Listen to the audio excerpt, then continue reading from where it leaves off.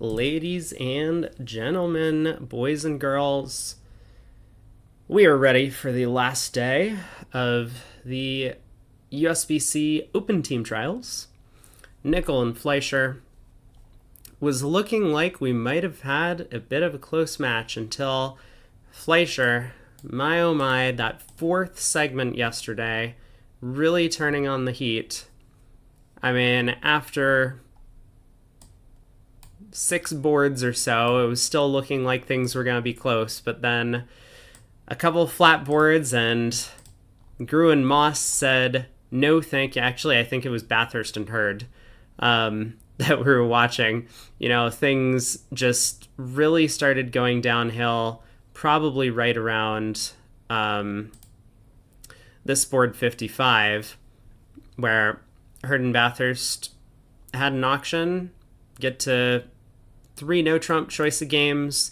Bathurst decides to bid 4 spades with the roughing value in clubs, and also minimum high card points. Or actually, he had done things a little bit different at his table, having opened a diamond and rebid a no-trump, whereas in the other room, Hampson and Greco, Hampson decides to open a 14-16 on this 13 count with a 5-card diamond suit. Partner offers him a choice of games with 3 no-trump, and now with minimum high cards, roughing value, but weak trumps, and of course the 5-card side suit, which might offer a source of tricks and no trump, he decides to leave it in 3-0, which might have been an okay contract. I mean, on the surface, with the diamond finesse working through south, there were 9 tricks available, 4 spades, 2 clubs, and diamonds. Joe Grew gets off to the best lead of a low club, 4th best 6 of clubs, doesn't want to lead an honor from this holding because he's hoping partner has king doubleton or queen doubleton. He's going to be able to get in twice with both of his aces and run the club suit. At least that's his plan on defense. Club to the queen, declare wins, immediately knocks out the ace of spades. Joe ducks a couple rounds to get some signals from his partner. A couple heart pitches from Brad, and now the key play of the entire defense. So Joe, of course, has worked out that if he just passively exits a spade or a heart, there's no hope for his side. He needs to hope that his partner had queen doubleton of clubs, not singleton queen, but he plays back the 8 of clubs. Some players would have gotten to the same point and switched to the 4 of clubs, saying, you know, partner, I have a 5-card suit, but Joe understands he wants to conceal that 5-card suit because declare might have a guess. If Joe started with 4 clubs, then it's safe to do what Hampson did, and Hampson spent almost no time on this trick. He just instantly led a heart to the king. Joe was able to win, cash out, but things didn't stop going poorly here. On the very next board in Bobby and Steve's rune, Hurd opened 3 spades in 3rd seat, as basically everyone would. 7-card spade suit, king, queen, 10, 9, 10 count, but some wasted honors in the red suits. Bobby passed as a transfer to double, and Steve did not comply. He did not accept partner's transfer.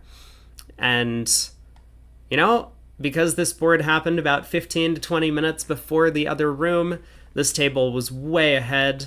We had a little bit of catch-up to do and waiting to see what happened in the other room, but Joe Grew, Brad Moss having a similar auction. Joe insta-doubled in 4th seat, or in pass-out seat, over the 3-spade opener. North-South collected all their tricks on defense. That was 800, and the hurt did not stop there. Next board, Greco and Hampson get all the way up to 5 diamonds, doubled. Not the end of the world, but it ended up being, I think, 500. Other room, after the 3 diamond opener, Bobby kind of like maybe a little bit on tilt from the previous board, does not end up going after the opponents in a diamond contract. They score 420 in hearts. But moving on, 3 no trump. In this room, Bobby on lead after a no trump opener from East with the hand that has 5-4 in the majors, 2 no puppet, 3 hearts showing spades. Bobby had kind of a blind guess, went with his stronger minor suit. That made things very easy for Declare to make his contract, I think. I guess I haven't counted the tricks, but I'm guessing I believe it was. The other table, once again, Joe Grew comes up with a beautiful defense. He starts with the queen of clubs, which looks like it might not be a great opening lead choice for the defenders. Greco wins the king, but then, upon leading the queen of diamonds, ends up ducking this trick to keep communication between the two hands. With the way the diamond suit was laid out, if he had overtaken the queen with the ace, he could have knocked out the 10 of diamonds, picking off that 9 doubleton for 4 diamond tricks. It wouldn't have been the end of play. It's not as if like he instantly makes his contract from there if he does it, but it would have made things much easier on him. Brad switches to the king of hearts, trying to knock out the entry to the spade suit, which is face up and dummy. So the king of hearts holds, 10 of hearts, jack, queen. Declare does very well to duck this trick to once again preserve some communications, but Joe's on top of it. He switches back to the 9 of diamonds, a key play, to cut communication between the hands, and now Declare is basically toast. He eventually leads a club up towards the ace, but once again, Joe knows exactly what to do. If he returns a black suit, Declare will be able to win the queen of spades, cash the jack of diamonds, cash the jack of clubs, and then take a heart finesse, being able to access dummy to make his contract. Instead, Joe exits a heart, once again cutting communication between the two hands, and it was all over from there. All right, looks like we have matches getting started, so I don't think today I'm going to be joined by anyone for commentary. It'll be just me. And remember, towards the end of today, I will be heading out early. So midway through the 7th set, we'll be running away. Don't worry, I will leave you in capable hands. I'll set up a raid so that you all get uninterrupted action from the view. And I think Gavin said he was streaming maybe on his channel, maybe on Barrington's channel. We'll try and figure out which one that is when it comes time. But here we go. Board number 1, day 2 of the finals. We got 60 boards to play. Fleischer has a healthy lead of 80 imps, but Nickel can come back, so let's see what their strategy is going into this final day of play. East opens a spade. Greco comes in with 2 clubs on the south hand, 5-card suit, but 14 count, singleton heart, kind of feels obligated to take a call. 2 spades by West, just raising his partner's suit. Pass, pass, and Greco balances with 2 no trump. Now, I have the feeling that, I mean, it wasn't alerted, but I kind of have the feeling that this isn't natural, although maybe it should be. Because oftentimes you're going to have like some extra values, a good 6-card club suit and a spade stopper. And so first you bid your suit rather than overcalling a no trump, and then you bid 2 no trump. But Hampson does decide to pull to 3 diamonds. Probably was just takeout. I mean, takeout for the minors, like not clubs and another suit, specifically clubs and diamonds. He would double if he had clubs and hearts. So Hurd on lead. I mean, nothing looks attractive from John's hand. He kind of knows that this is what Greco's hand looks like, I think. He goes with a club lead. It was a little bit slow.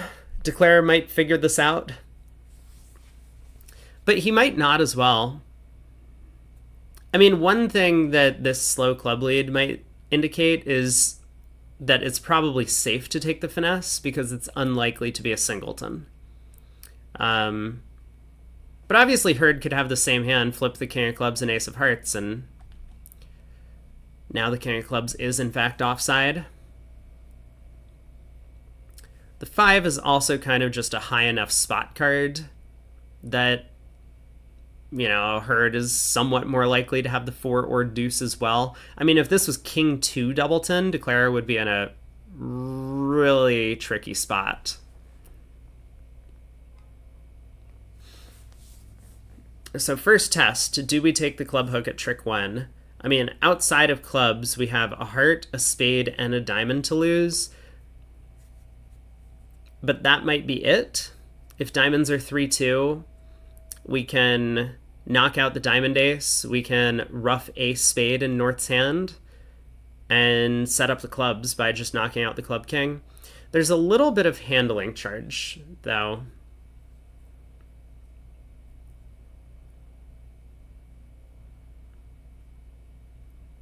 I mean, additionally, a problem is even if the club king is offside, if we fly ace here and then try and knock out the diamond ace, it's going to go ace of diamonds, club to the king, club.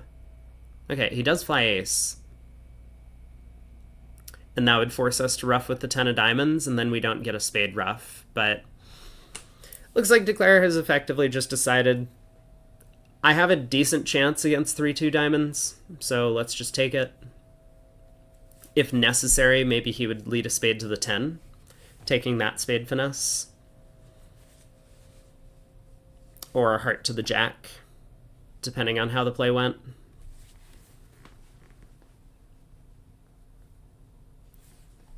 We have a result from the other room.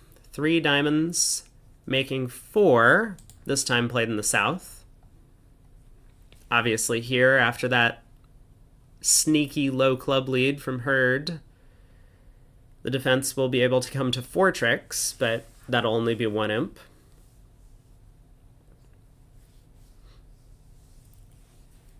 King of clubs, 7 from Bathurst. So Hurd now knows that it's like his partner doesn't strongly want hearts and doesn't strongly want spades.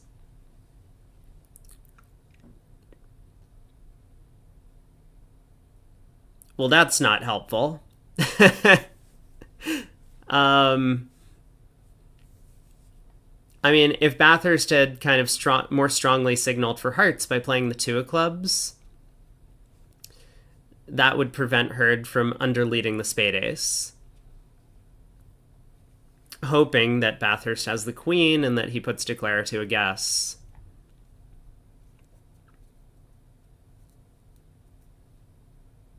I mean, Hurd can see that if he cashes the ace of spades, there's like no hope to beat the contract.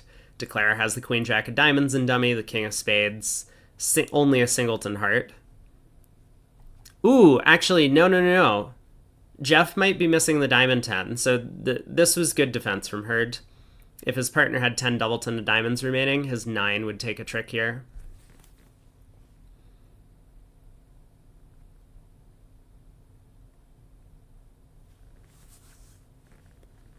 And Declare does have a bit of a guess.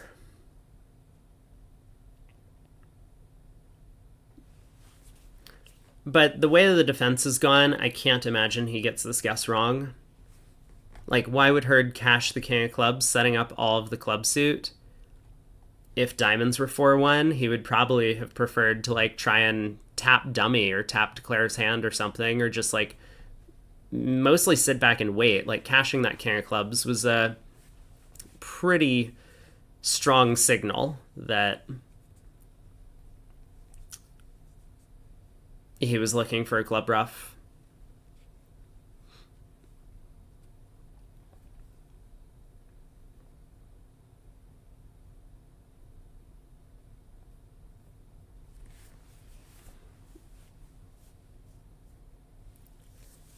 Declare pausing to think just once more in case he wants to take a diamond finesse, because he's going to lead a diamond to the next trick.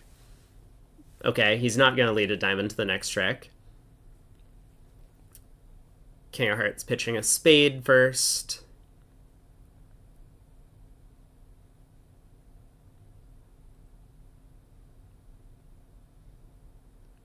Get a little bit more information about the deal.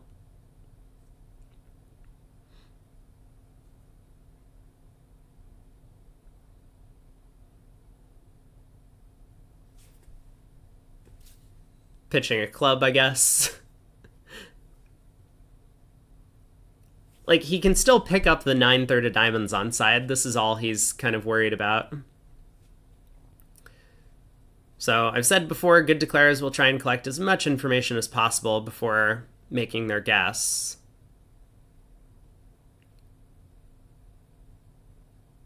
Actually, could he have picked up 9 of diamonds on side?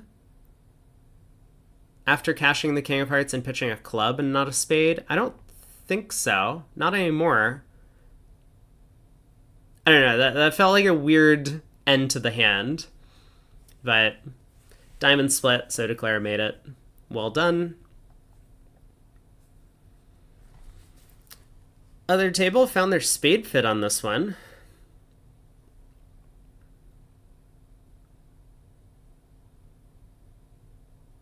I mean, East-West found the spade fit.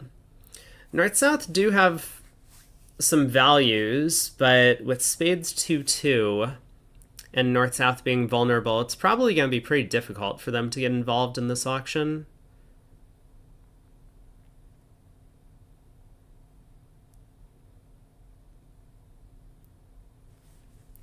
I don't expect East to open 2 spades.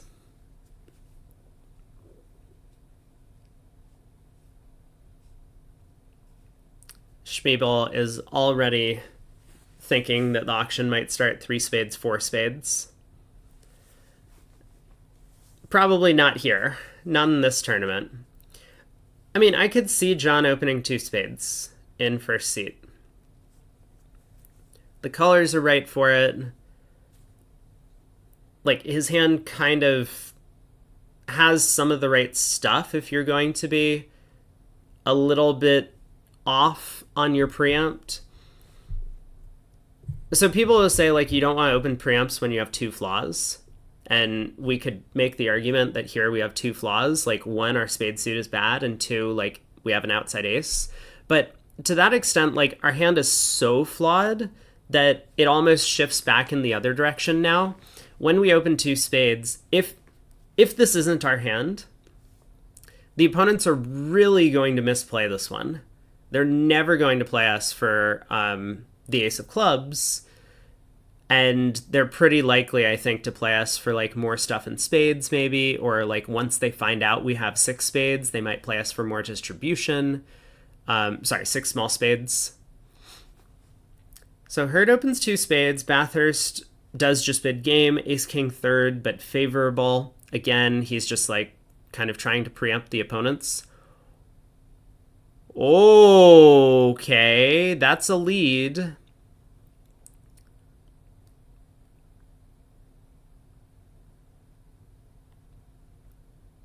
Wait, but it doesn't really matter. Declare was always called for 4. Why did Declare wasn't always called for 4. Oh my god. Yeah, the Doubleton Diamond lead. 3 rounds of diamonds. Wait, that's not true. Michael, I double. Do I get to play double dummy? Oh, it doesn't matter. It doesn't matter. North has the jack, double 10 spades. Oh, I was so close. I was thinking 3 rounds of diamonds, pitch the jack of clubs, and South gets squeezed. But of course, a 4th diamond into the double void, or triple void, would have definitely defeated the contract. Oh, it was close, though.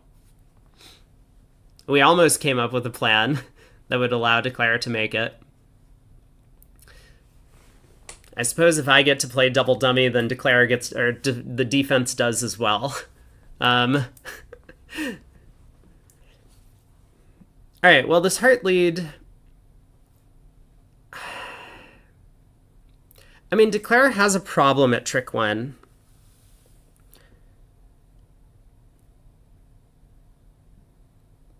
Because if we play the Queen of Hearts...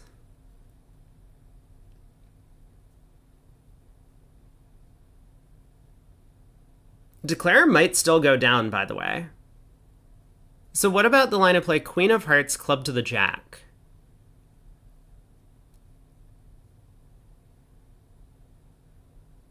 I don't think we can cash the ace-king of spades before taking this line. So if Declare plays the Queen of Hearts, right, the contract looks much better.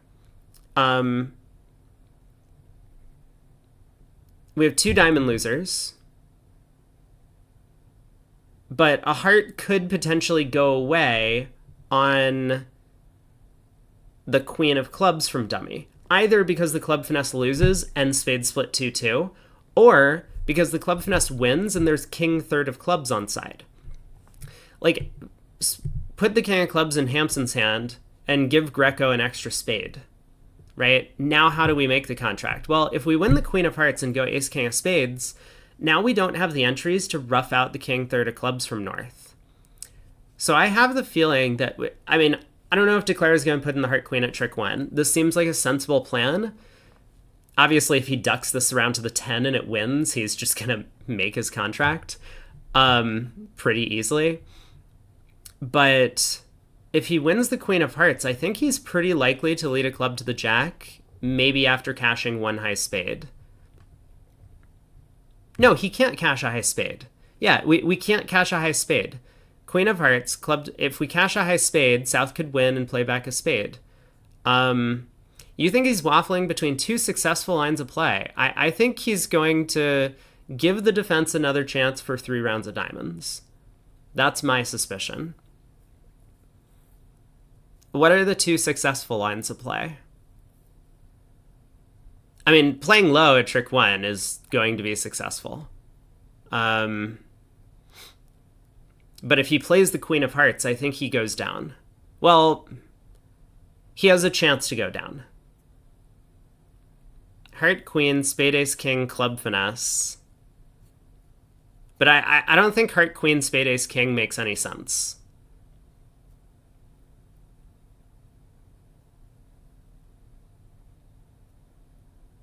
Like, the only thing you guard against by going heart queen, spade ace king is this layout. Whereas, you know, give the king of clubs to north and you have a real chance to pitch your other heart loser when the spades don't break.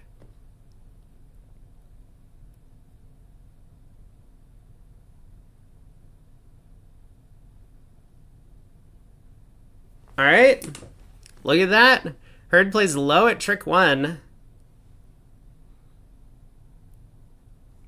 So the 7 of hearts could win. He'll probably win the 10. And now he's in control. So 2 rounds of spades, and he can just go ace of clubs, jack of clubs at that point. He won't even need to try the second heart finesse.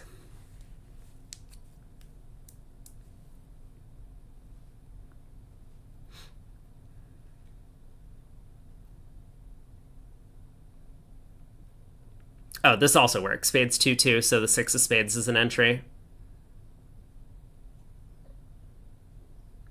If you play the heart queen, I think you always cash both spades because the contract never makes on 3-1 unless the club finesse wins. Yeah, but the club finesse can win. Like,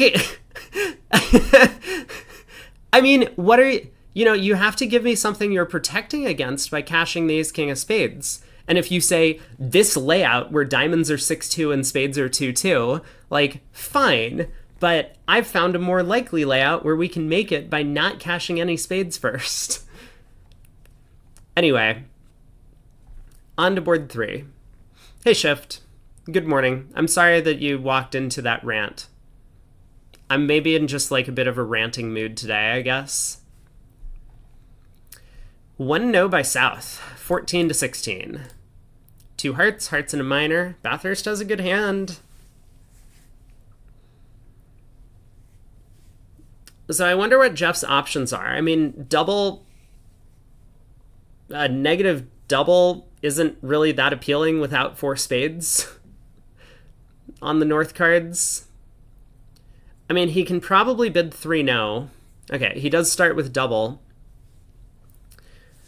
You know, like 3 no could be a little scary with a small doubleton heart. Most players don't really have like a Lebensal agreement to show or deny stoppers anymore. So despite Jeff having like a game forcing hand, he can't do something like 2 no, 3 no to show or deny a heart stopper. At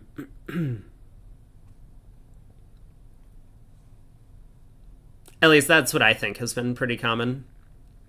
Wow. Herd bids 3 hearts. I think this might fetch 4 from Bathurst. It does. Oof.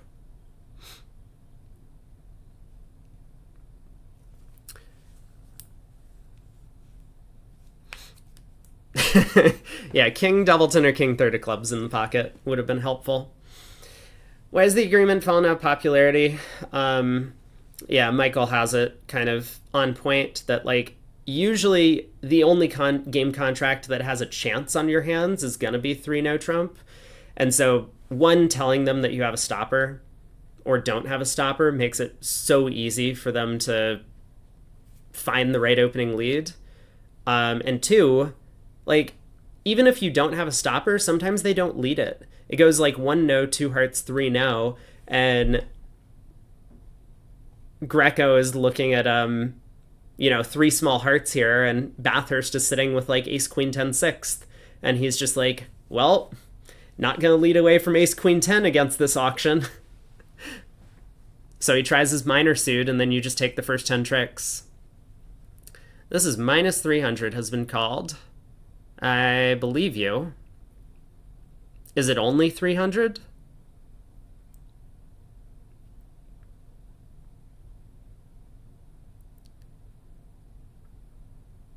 I guess it's only 3. I mean, the clubs are protected enough with North having the 9. Otherwise, Hampson could tap declare out.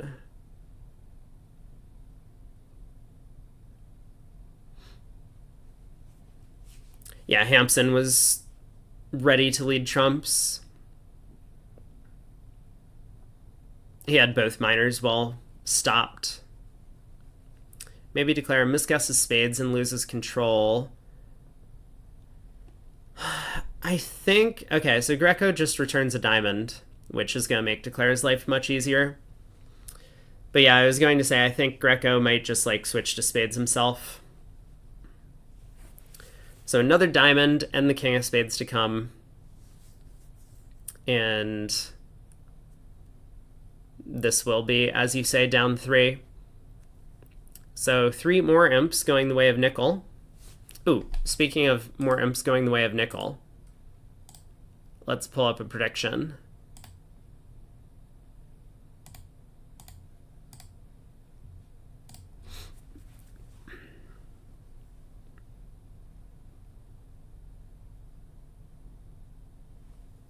So another diamond. Hampson can once again exit in clubs.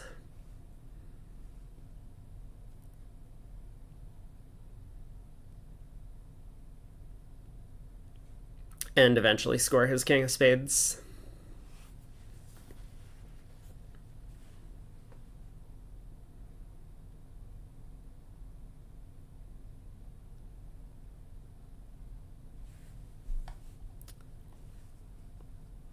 All right, well, Fleischer has picked up a bit during the segment so far, but nickel is on the board. So we're 3 boards in. The other table is way out in front of us. They've already finished 5 deals.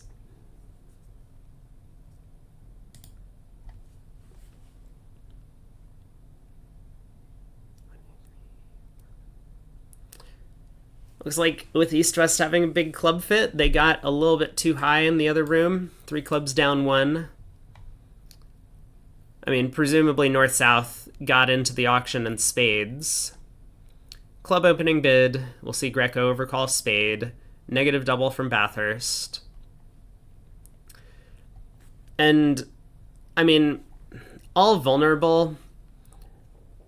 Despite having 4 trumps, the 4 triple 3 hand from Hampson, I don't feel like he's going to be interested in either showing this as a mixed raise or a preemptive raise, even though he's going to have those tools available. So something like 2 spades looks a little bit more sane to me than like a 3 club mixed raise.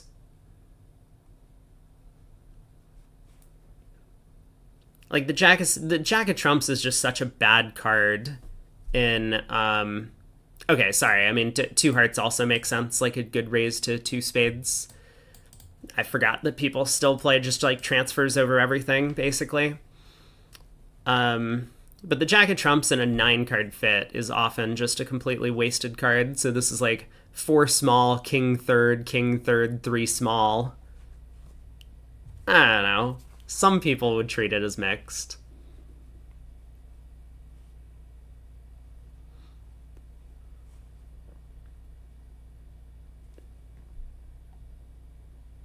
So I wonder what Bathurst does. He just passes. He has 11 opposite his partner's opener, but with also 4-3-3. Again, not the greatest shape. He doesn't really have anything useful to say. Double would tend to imply a 5th heart. Doubling again, I mean, for like takeout. And I mean, maybe he could get into the auction with some sort of like competitive 2 no trump bid, but he doesn't really have the shape for it. So Hurd decides to let go. He, of course, could have reopened double if he wanted with the singleton spade. But competing for part scores at imps, not everyone's top priority. I mean, especially when you're vulnerable, where the downside risk is pretty high. Club lead. How's this contract going to do? We have a club on defense. We have 2 spades and we have a heart. And with the diamond splitting 3-3, Declare can pitch an extra heart loser from dummy.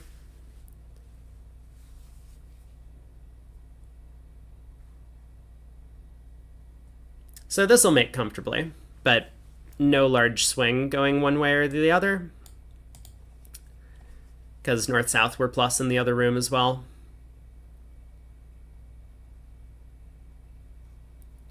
So using a diamond entry to start off by trying to take a spade finesse.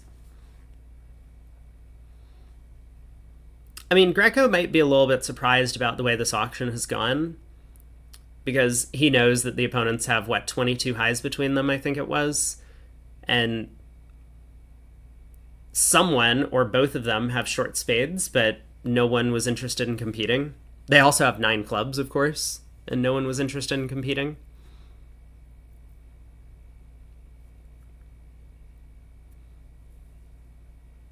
I mean, he might think that spades are 2-2, or pretty likely to be 2-2.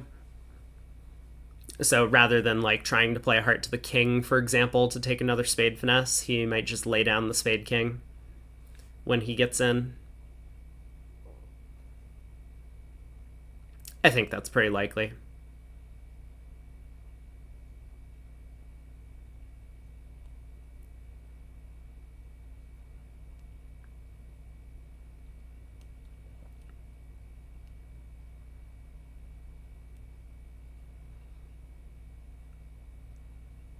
Actually,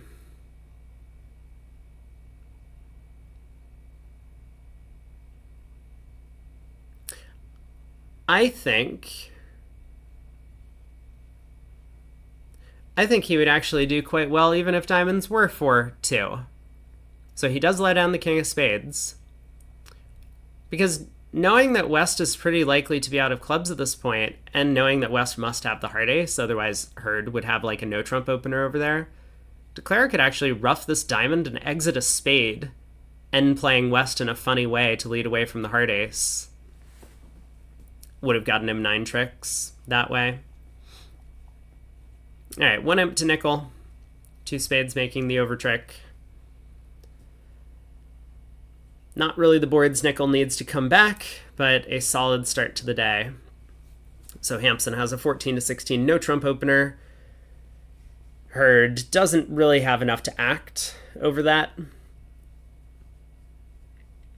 You know, maybe with another queen, Hurd would feel obligated to double to show some values, thinking that the opponents might be stealing from him. But he just passes. Greco will transfer to spades. And I wonder if Jeff has a way to super accept with 3. It's not that popular of a treatment, I think, because it just seems to not work out very well at all in general. But some pairs will have a way to super accept with 3 trumps. But Hampson does just bid 2 spades, which I think will end the auction. You know, like match points, Bathurst might reopen with double. I mean, probably would, but it teams just doesn't seem worthwhile to do so. Partner couldn't overcall over their no trump, and you have a bunch of queens.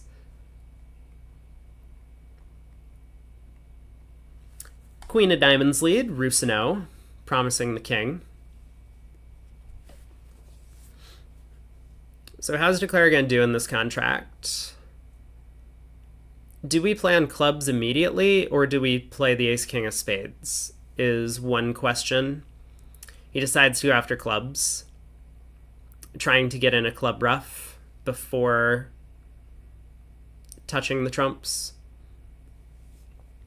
It feels a little bit strange, because even if we get a club ruff in, we're still going to lose the 4th round of clubs.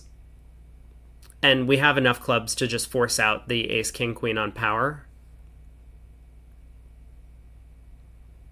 So like ace, king of spades, even if spades are 3-1 and we lose a spade trick, we can lose 3 club tricks to the ace, king, queen and a heart trick.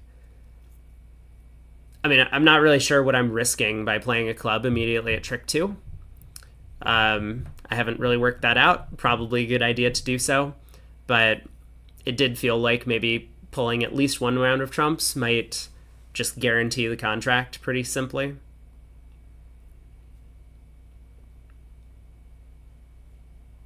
Obviously, there are chances to pick up the clubs for 0 losers, the way that the play has gone, which is exactly what Declare is going to do. So from like a match point perspective, he's actually kind of working hard for his over trick here. The fact that Hurd has ace third of clubs, so Declare is going to win the ace of spades, play another club. If Hurd flies the ace of clubs, Declare can then take a roughing finesse. If Hurd plays low, Declare can rough out his ace.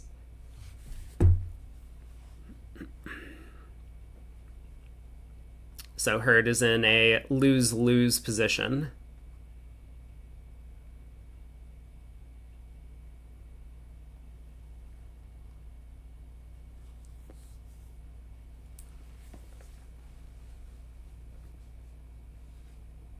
I imagine we see heart through now from Bathurst. Nope, he does just continue trumps.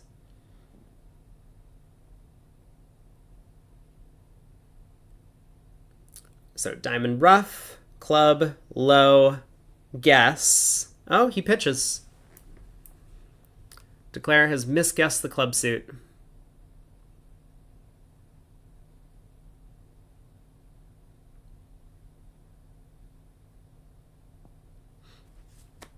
So 9 tricks, same as in the other room. No imp swung there. He had a guess for a 10th trick and decided to play Bathurst for all of the club honors.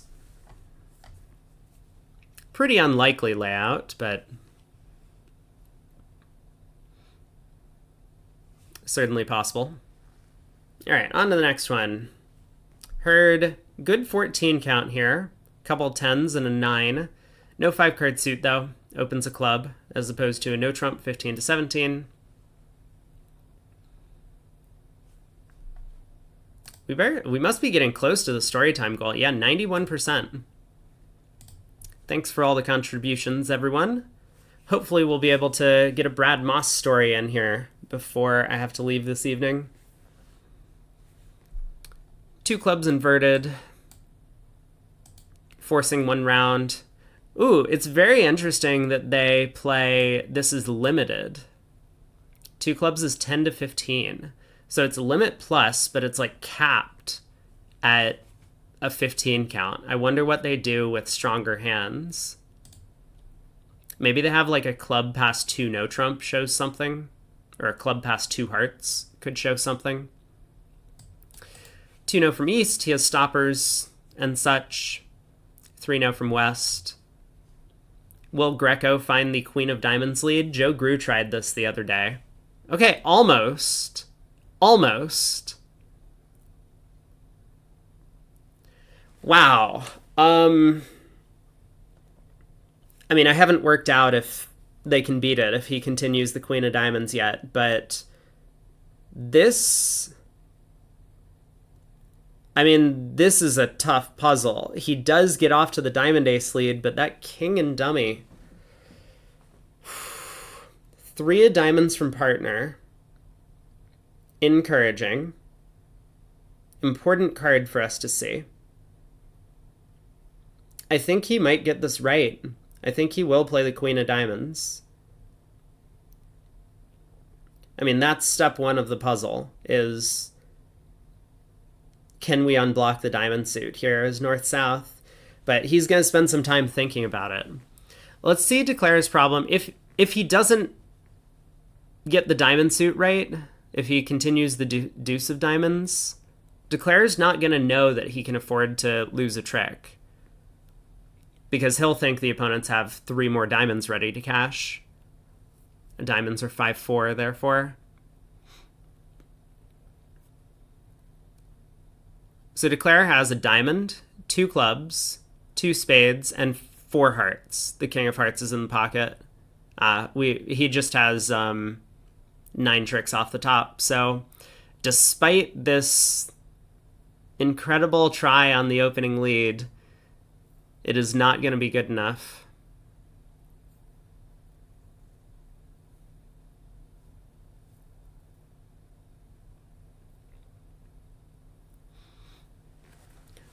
But Greco decided... I wonder if 2 no trumps specifically showed stoppers in both majors.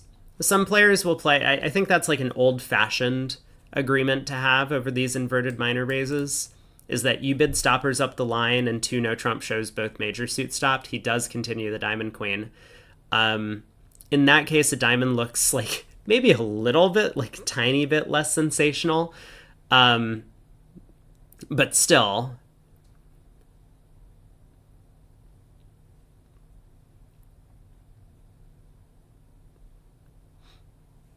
So the 9 of hearts takes the trick. Jack of hearts covered.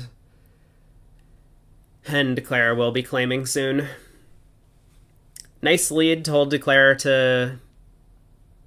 what is it? 9 tricks, I think.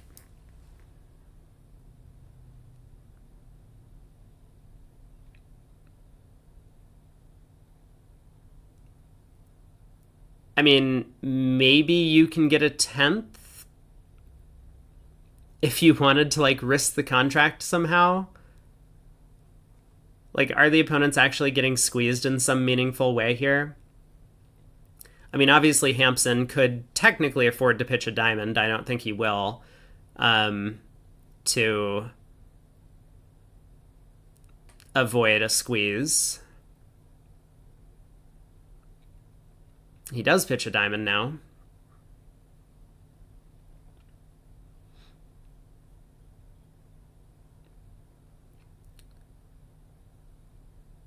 Yeah, it looks like we didn't have like a real exit card to throw the opponents in, so there was no way to force them to lead a spade, for example, blowing up the suit.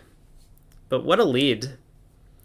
I mean, Greco's thinking is like, well, path of least resistance. If partner has king 5th of diamonds, we might be able to take the first 5 tricks. Not a bad lead.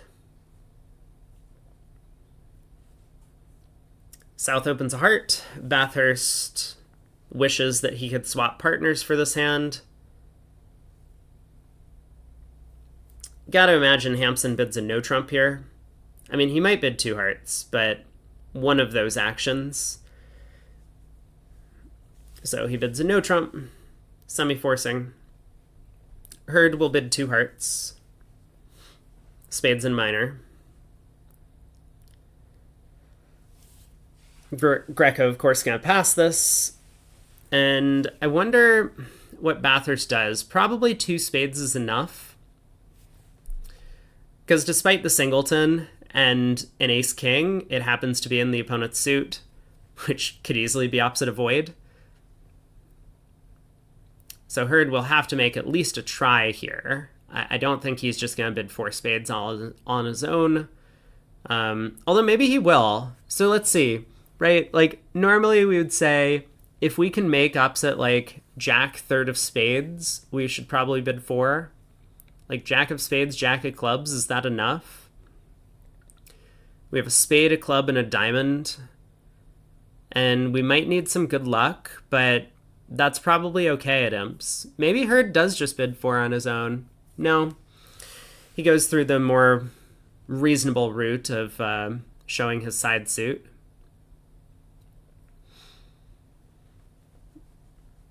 And Bathurst does take the plunge into 4 spades.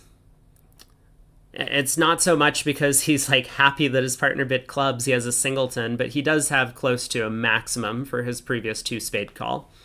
So, you know, he doesn't really know what partner's hand looks like, and he doesn't have a ton of trumps, but in terms of the context from the previous auction, he does have whatever his partner needs.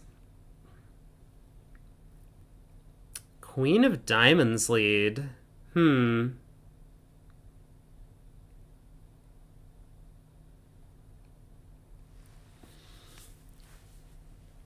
Normally, you'd like to lead trumps against these 2 suited auctions. I guess Hampson was a little bit worried, given his heart length, that Dummy's diamonds might go away if he doesn't take diamond tricks immediately, which, like, he's kind of right about. But preventing club ruffs would have been an important tool for the defense. So how's Declare going to do? King of clubs, so South gets to win the ace. Doesn't have another diamond to play.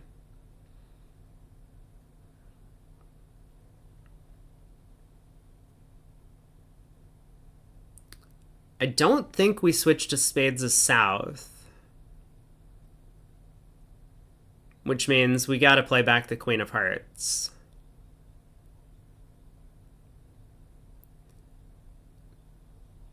I mean, one of our main hopes has to be that our partner has a doubleton club and that they can over-ruff when Declare's roughing clubs in their hand.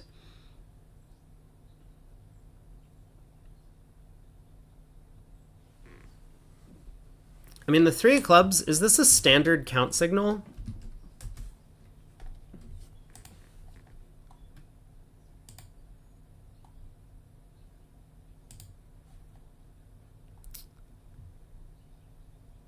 I mean, they play upside down. Obviously, partner can be false carding, which he clearly is here.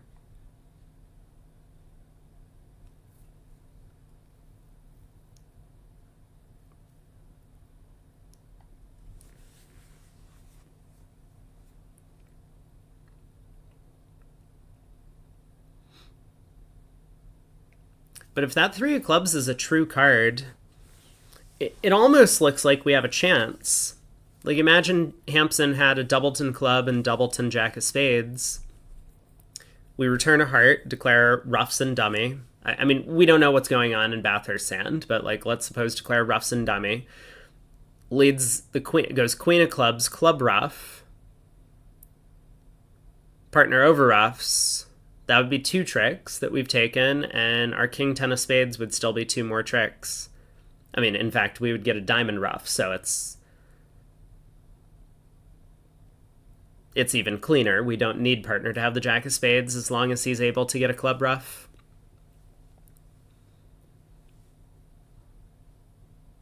So I'm kind of surprised Greco's taken this long.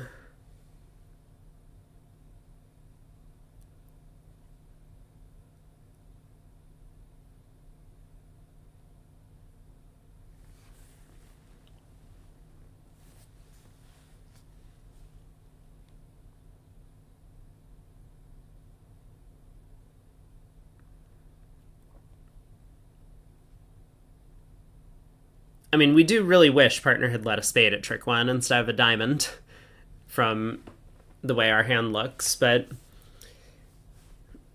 we're here now, so we gotta come up with a plan to get our last 3 tricks. I mean, what I had just mentioned, like clubs being 5-4-2-2 around and partner over-ruffing Declare, Feels like a pretty good layout to play for.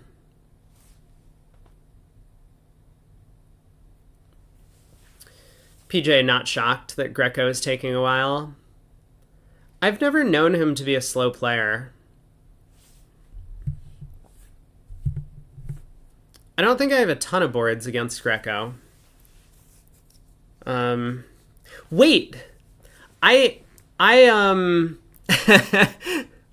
made the claim that I've never played with anyone in the final before. Not true. Not true. I had to fill in for Joel a while back, Wooldridge. So I actually have played with John Hurd for a few boards. I just remembered that. Now that I was thinking about Greco, I played with John Hurd against Jeff Hampson and Eric Greco, in fact. So like, just can I like superimpose myself on top of Kevin Bathurst, and we can get like the real view? Yeah, there we go. This was the table back in the day. All right, enough of that. He does finally continue the Queen of Hearts, which looks like a pretty reasonable thing to do. So have we figured out how Declare is actually going to do yet? I mean, I've been so caught up with finding a way for Greco to get 4 tricks when clubs are 5-4-2-2, which seems pretty... I don't know. Couldn't this Queen of Hearts have happened 5 minutes ago? Maybe it did. Maybe it did. They've delayed the broadcast once again.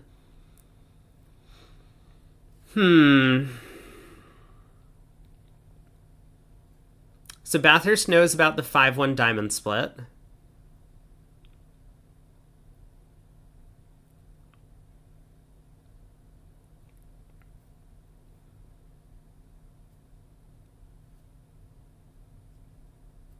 Otherwise, Greco would have returned a diamond, not the Queen of Hearts.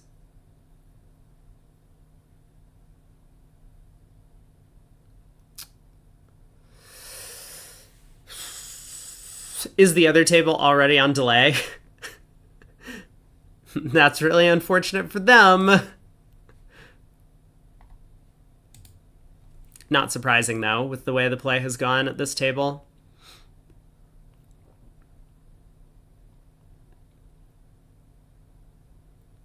So, like, heart rough, club rough.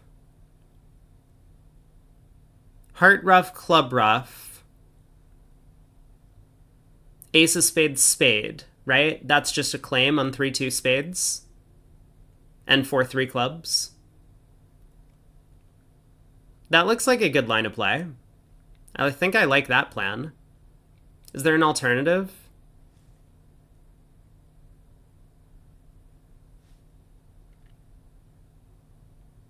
Yeah, on this layout, a diamond rough doesn't really hurt Declare, because Greco's roughing with a natural trump trick. But Declare doesn't know that.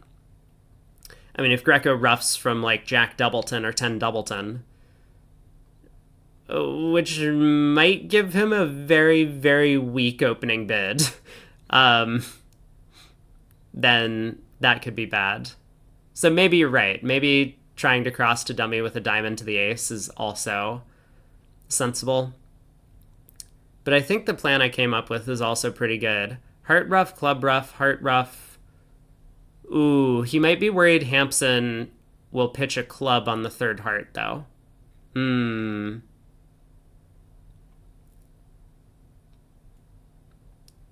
So heart rough, club rough, diamond to the ace, maybe?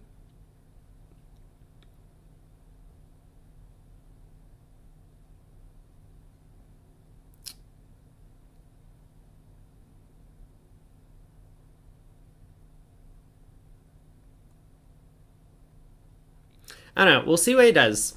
It does look like there's no way for him to go wrong.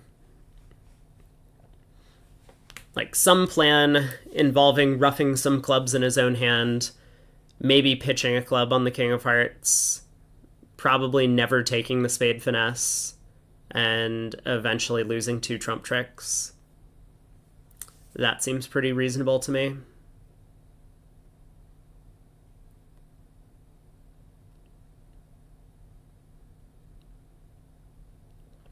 I mean, if we're going to play a diamond, we should do it now. Okay, well, as I say this, So Bathurst plays a diamond. Greco will ruff.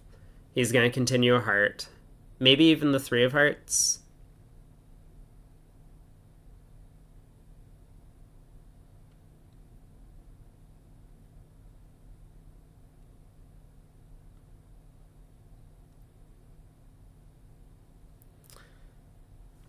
And Declare then gets to win the king. Well, so again, maybe he should at this point just be roughing hearts and setting up the clubs. Like, pitching a... Yeah, so is he going to play the king or a low one? I feel like he's going to play low.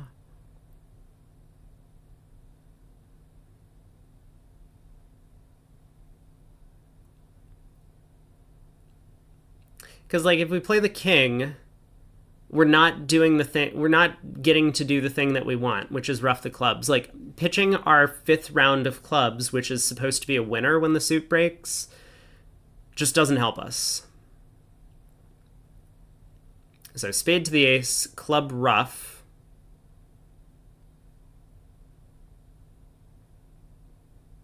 Setting up the suit. And now we can lead a heart. Back to dummy. Roughing.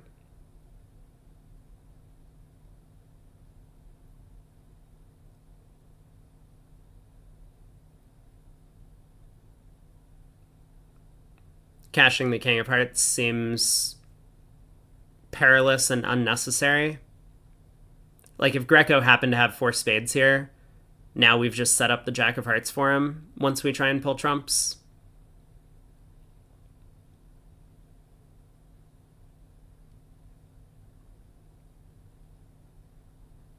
Right? Like, if we rough the 7 of hearts and exit a spade and Greco is able to pull trumps, he's end played. Because our king 9 of hearts would... So this feels like a sloppy play. I mean, if Declare can make the contract, it doesn't matter. But it's only a matter of under tricks at that point. Hey, Oblio. But it's been a long week, you know, and we can kind of forgive the players for being a little bit sloppy in some of these positions. But with spades splitting, good news for Declare. He is making his contract. 10 tricks. Well done. Well done. No swing. But they did get to the game, and I don't know if a trump lead would have been good enough to beat it. I didn't look that carefully. I guess I can pull it up on the side and let you all know if it's important. Trump lead, apparently double dummy would have been good enough to beat it. So, and, well, I'll bring this up because a lot of people never believe me when I say that you're supposed to be leading low from a doubleton trump. It's just, it's the right lead, and it works out for weird reasons a lot of the time. Here we go.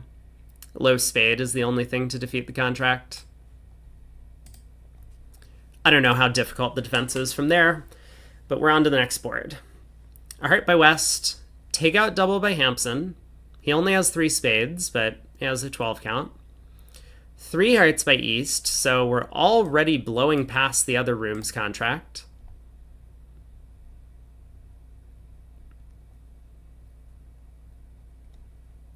Double by Greco. I wonder if Hampson passes this or if he bids 4 clubs. I mean, this double from South, people will have different agreements on it, but it tends to deny 4 spades. Ooh. Okay. That is an alternative. I didn't even consider 3-0, but of course 3-0 is like a much better bid than 4 clubs. So I guess I should have said, I wonder if he'll pass or bid 3-0. He has a 5-card suit. Partner showed some values, like he has heart stopped. I mean, 4 clubs isn't a game contract, so that was kind of a ridiculous comment by me. Heart to the Jack, King, low. Probably get a heart return. And Declare appears to have just enough tricks. 5 clubs, 1 heart, 2 spades, and a diamond. That's 9 tricks. Same 9 that Declare in the other room took in clubs, but playing in no trump offers you a game bonus. So nice result for Hampson and Greco here.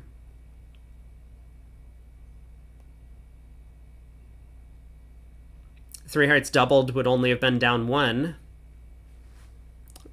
given the layout of the defensive cards. I mean, maybe three hearts doubled would go down 2.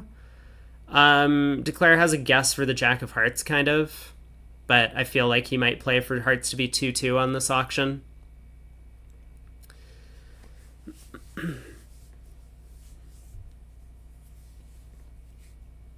On to board 9. Hey, we've caught up with the other room. Somehow. How is that possible?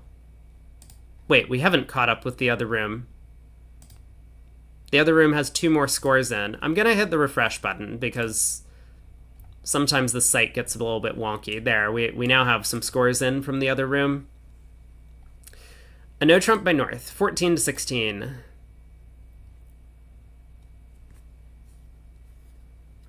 Hey, SHG. Yeah, it was quite the spectacular finish yesterday evening in the match. Fleischer picked up an enormous number of imps down the stretch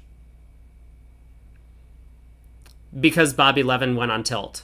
But I mean, like, okay, there were some clear tilt actions from Bobby, but also Joe Grew and Brad Moss were playing really well. I think I've said that every time we've watched them play. Maybe they are just the best pair in the world. They could be. They've been having a spectacular tournament. So strong no trump. Greco does decide to transfer to hearts. I mean, he has a 12 count, which is like, you know, like borderline on that range of where you might want to just bid 3-no if you can't find a 9-card trump fit.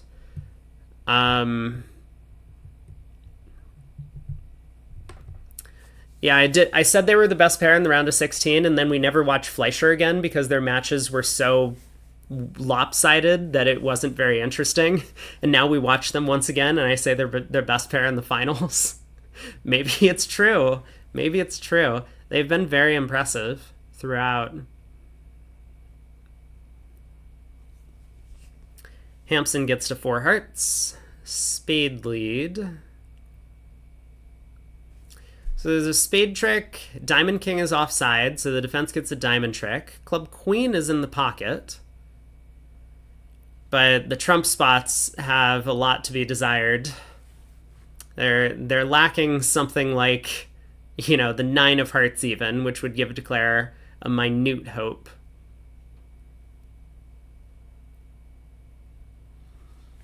And unfortunately here, Declare is just going to have to go Ace of Hearts heart, maybe. I mean, maybe we start on diamonds immediately. Like, we're going to need the diamond hook to be working. Otherwise, we have no prayer.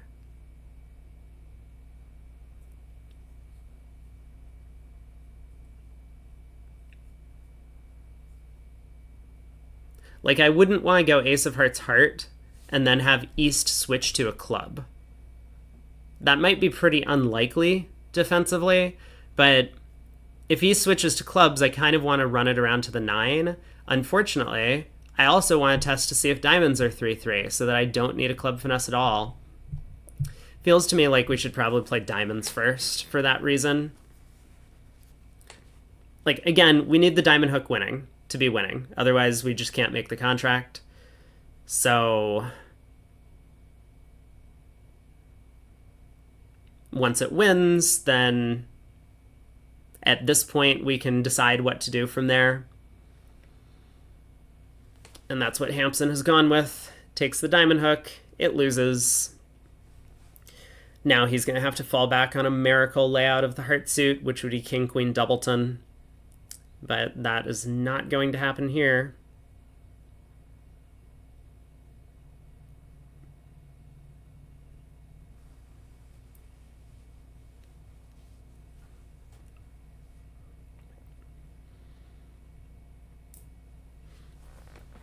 Is there any chance Herd returns a spade? I mean, it doesn't matter. As long as they don't combine their trump tricks somehow. Like, declare goes ace of hearts hard and herd flies king.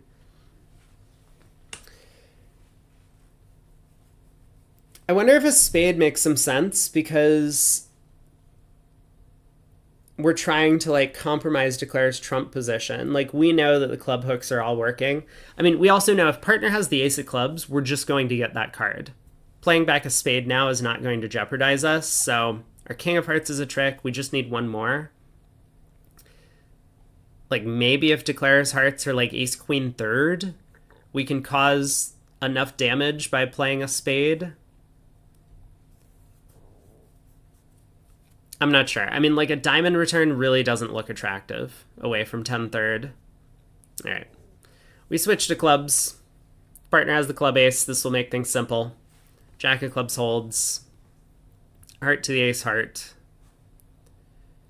And last obstacle for the defense. Herd needs to play low on this trick. He does.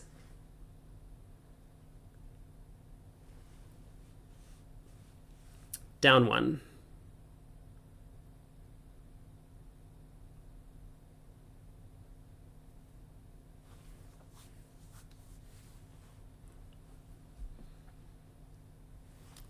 On to board 10. So ace passes. South has a 1 diamond opener, precision style. I bet Bathurst bids 2 spades. Okay, I bet Bathurst bids 1 spade. I wonder if 2 spades would show a bigger hand, and that's the reason he didn't want to do it, or if he just didn't feel like doing it at this vulnerability.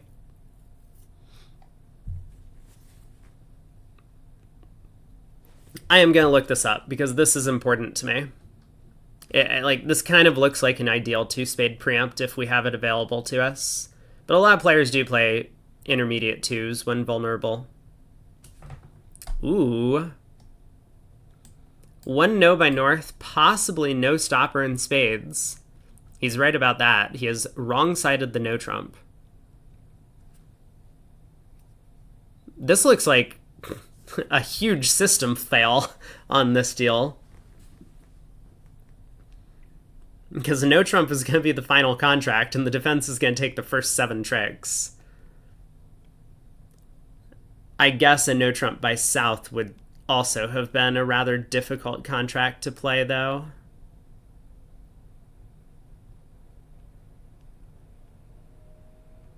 But it would have more chances. Declare could guess the diamond, for example, to make his contract.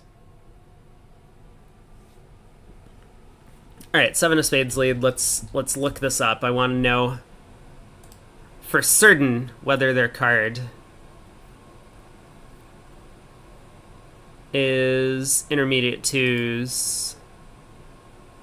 1 no trump never guarantees a spade stopper here, even for standard bidders. Has been called.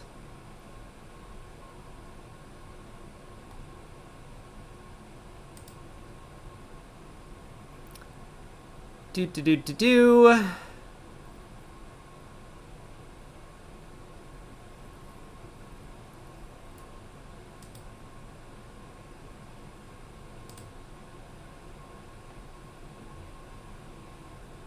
Where is the jump overcall section?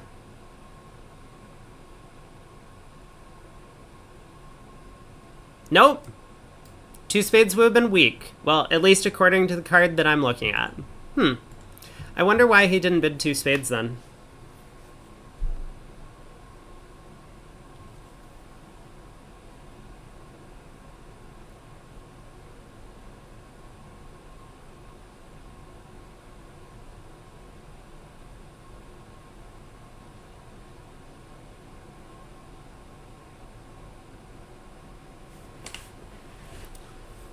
So, can Bathurst switch to clubs?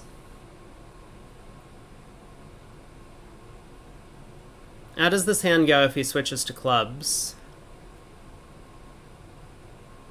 Probably pretty pretty badly for Declare, huh?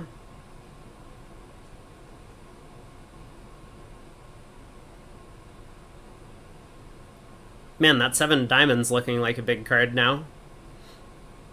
Okay, I guess Declare. So he does switch to clubs. Ace of clubs. Heart. Herd can win the ace and cash the king of clubs. And it's down 2. Other table did a little bit better. They reached 3 clubs in the south, getting out for down 1.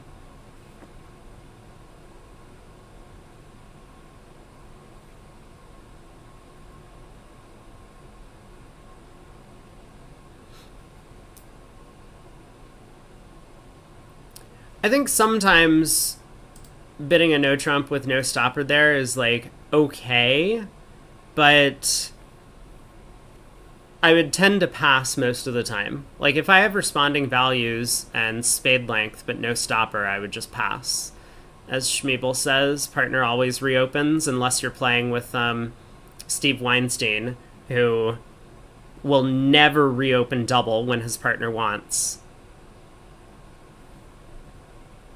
2 passes around to a diamond in the north. Precision. A no trump by Herd. He has a 17 count. Looks like this will probably end the auction.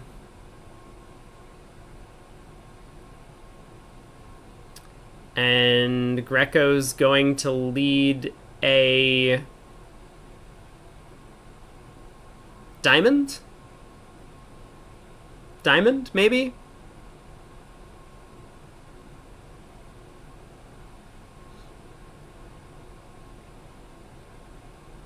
I mean, he might lead a spade. Wow, club. I think that would have been my 4th choice. Well, 3rd choice. I wouldn't lead a spade. But fascinating. He hits partner suit, which is amazing.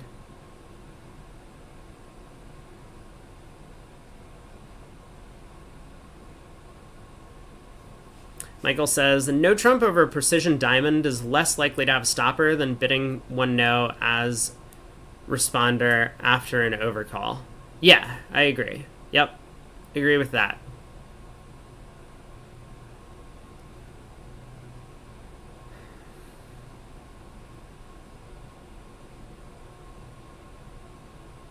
Well, Craig, you're presuming that a no trump shows a diamond stopper here, which I don't think it does. I think a no trump is just a no trump. Your right hand opponent has a weak no trump, you have a strong no trump. You're like, haha, mine's better.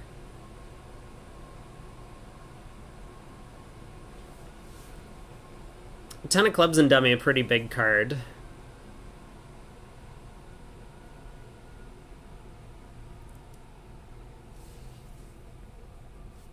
Well, that card is going to make Declare pretty happy.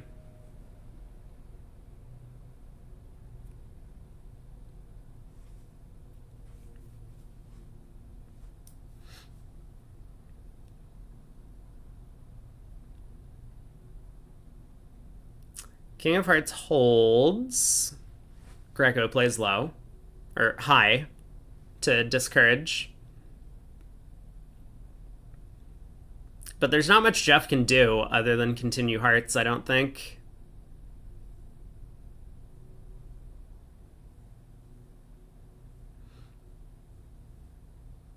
Yeah, it might depend on the vulnerability. I mean, it's true that, like, the thing is, takeout doubles of precision diamonds are just for the majors. It's like a takeout double of, what's it called? A precision club. It's just for the major. I mean, it's not a takeout double, but you know what I mean? Like Mathy over a precision club, double shows majors. Like, you can't make a takeout double of diamonds hoping that your partner can bid clubs because, you know, like 4-4-3-2, you double a diamond opener, right? Same with 4-4-2-3. And apparently same with like 3-3-4-3. You also double a diamond opener.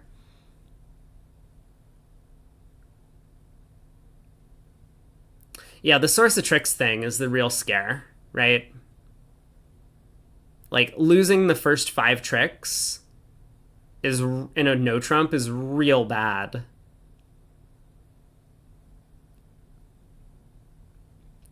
Nice guess by Declarer in the heart suit.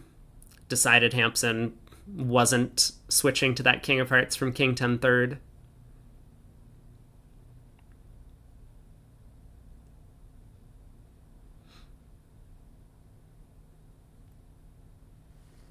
All right.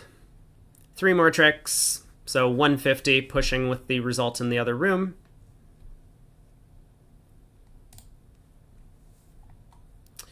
Other tables almost done with play. We're still a little bit behind them.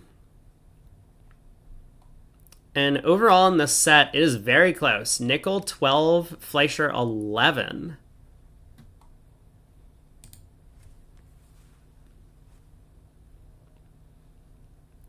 But that basically means it's not what Nickel wants. They're still... They've now gone through about 15 boards, a quarter of the 60 on the day, and still not picked up very many imps. Passed by Bathurst, no trump by Hampson, 14 to 16. Passed by Hurd. This is a hand where I think we could see like a close decision between just bidding 3-no and transferring to hearts and bidding 3-no.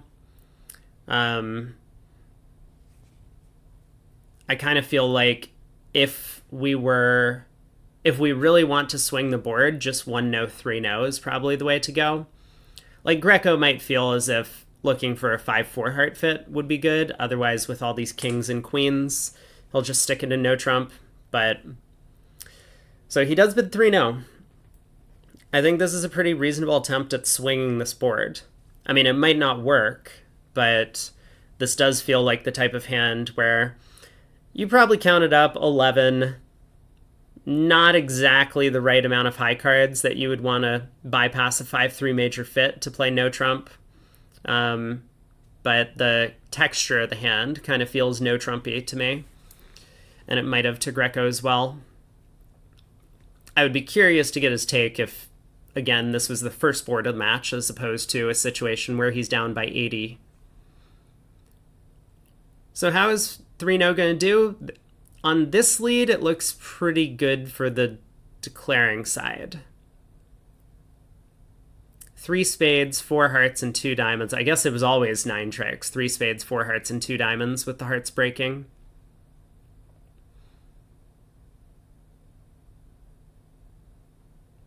Like, the alternative would be to go after clubs, I guess. So that's what Declare is going to be thinking about now, but no, he does go after hearts. So heart to the king, heart back to the 9.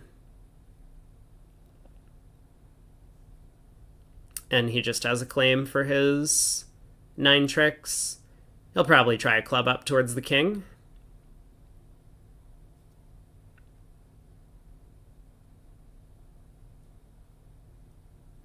Nine tricks, and this is going to be 1 imp going to Fleischer, which means 12-12 through 12 boards. 3 more boards to play in the set.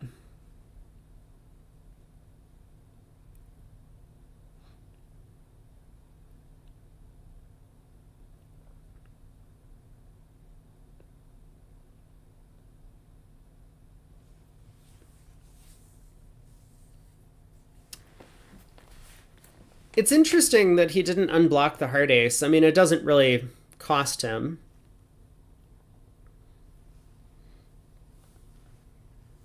But Bathurst will now exit a spade, I expect. If Bathurst doesn't exit a spade, Declare can actually make an overtrick. All right, there's the spade exit. Good defense.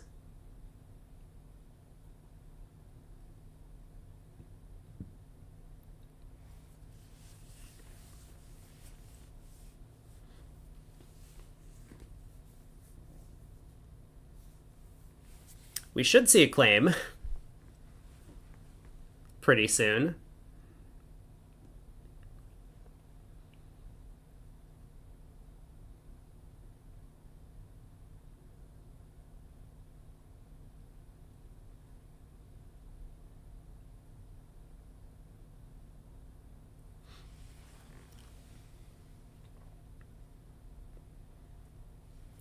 So another diamond discard from Herd, and now a diamond to the ace, and that is Declare's last trick. So, as predicted, 3 no trump making 3 does put the set even. 1 imp to Fleischer. 196 to 116. Fleischer back up by 80.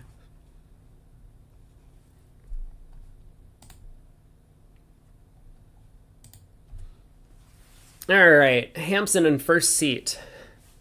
I wonder, is this a 2-spade preempt?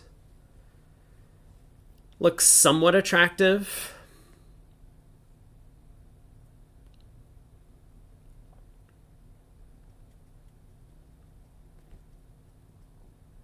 Two spades doubled as the final contract. That I would be very suspicious of.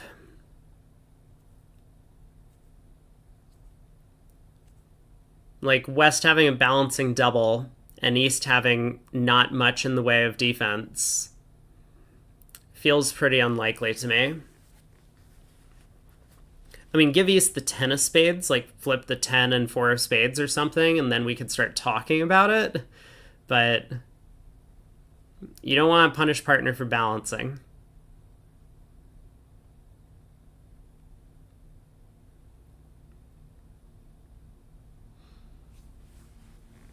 Greco's thinking about taking a call. He has a 14 count, but not a big enough spade fit.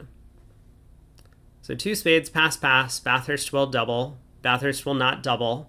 Why did Bathurst not double? I thought he would. A singleton spade and 4 hearts kind of feels automatic. But it is only a 9 count.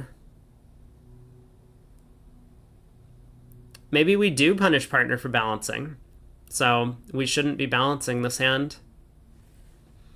I wonder if the auction was the same in the other room or a little bit different. Auction was different in the other room. Brad Moss actually took a call with the south hand, and then West never really had any. You know what it is? Yeah, okay, here's a theory. Hey, Luke. Good evening. Greco and Bathurst are in the same room, and Greco, like, agonized over whether to bid over 2 spades. That makes you a lot less excited about balancing with a double in these spots. Like, if it had gone 2 spades, pass, insta pass on your right, you'd be like, okay, let's get in there. But when we know right-hand opponent has values, yeah, this is really not close. Fleischer has just been cleaning up the entire tournament, and they haven't stopped in the finals. Instapass, you'd be worried? You'd be worried about balancing? When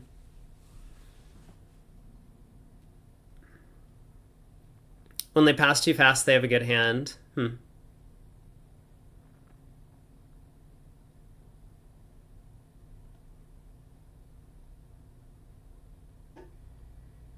But isn't it scary to pass with a good hand? Like, your opponents don't always have spade shortness when you have spade short, when you're also short.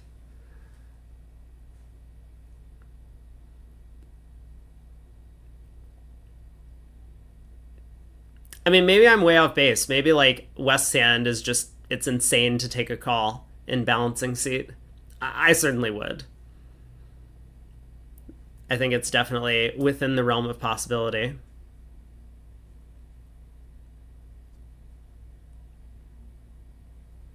Is this why older players always take 500 years to play to avoid unauthorized information? No, I think it's just because they're old.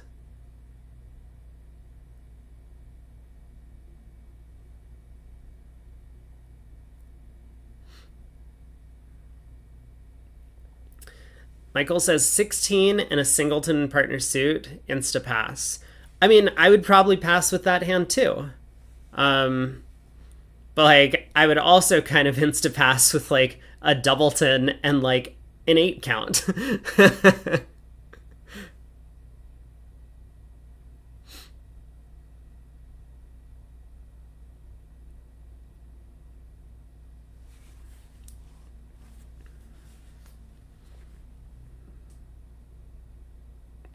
Yikes.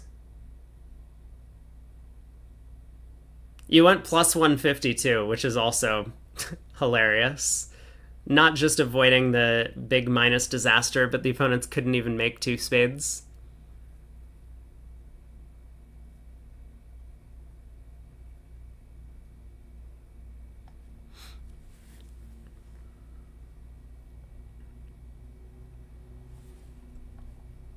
Pass, pass, a spade by West, two hearts by North.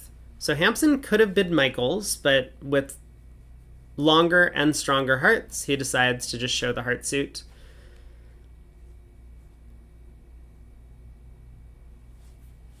Two spades by East. He doesn't have a mixed raise available, so he just had to pick something, and he went with two spades. Three hearts by Greco. He has a fit. So Bathurst could bid three spades here. A double would be a game try. And it doesn't look like his hand wants to make a game try. But he might be thinking about bidding three spades as like a competitive bid with the doubleton heart. So he does.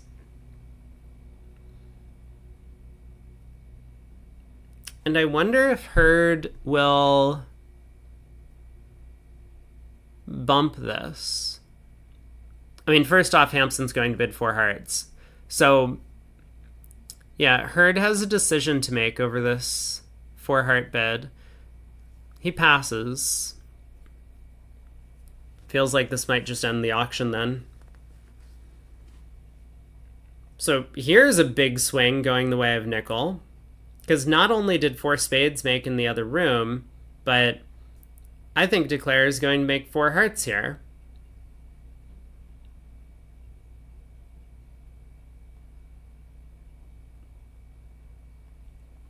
Yeah, four hearts is like kind of on the trump guess, but kind of not because there was no more bidding. Like Bathurst is pretty unlikely to bid three spades with queen third of hearts. So either Bathurst has queen doubleton or the queen is offside. Would be one way to think about it. Yeah, oddly enough, the singleton seven of clubs and queen jack of clubs in the pocket meant four spades was making in the other room.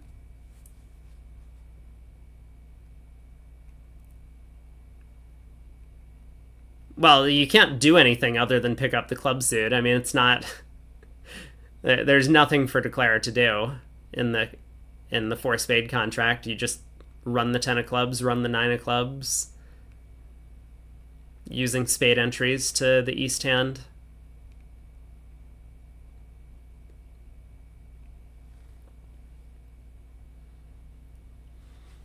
Yeah, the more interesting contract is four hearts for sure. And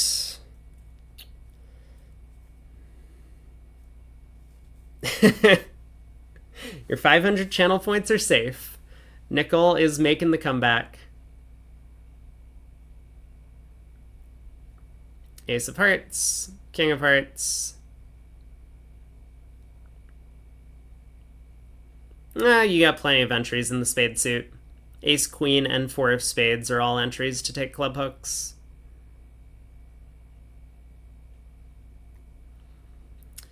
$13 imps to nickel. Same amount as if you go down in a game at one table and make it in the other room. All right, last board of the set. Bathurst and Hurd might have an opportunity to pick up a few based on the results in the other room. But let's see how the auction plays out. So Bathurst gonna open a club with his 12 count. Is Hampson overcalling a diamond? I think so. It's an okay diamond suit. He does have spades, so if he wants to get into the auction, like it's probably now or never.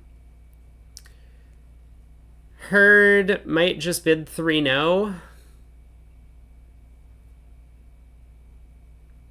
He has 15. Okay, Hurd does start with a spade.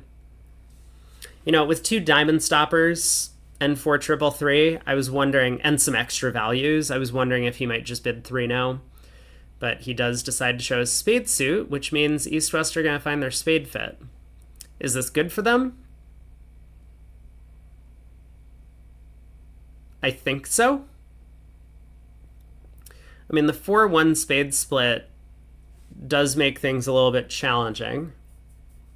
Ooh, maybe Hurd can offer 3-no as a choice of games, actually. They might still reach 3-no trump. There it is. And what is Bathurst going to do? I mean, the Queen Doubleton of Diamonds has grown up a lot. That looks like a really good card in no trump. Turns out that we really wrong-sided this contract, didn't we? If only we could have told Bathurst to bid 3-no, then his Queen of Diamonds is protected from the opening lead. So he does pass. I think I agree with this decision. But now the 8 of Diamonds lead from Greco, or the 2 of Diamonds lead. Both of those are going to be equally effective. Hampson has 2 entries in the Spade King and the Heart Ace. He can knock out both of Declare's Diamond Stoppers and run the Diamond suit. Is there anything Declare can do? We've got 2 diamonds, 3 clubs, and 3 spades. But that's it.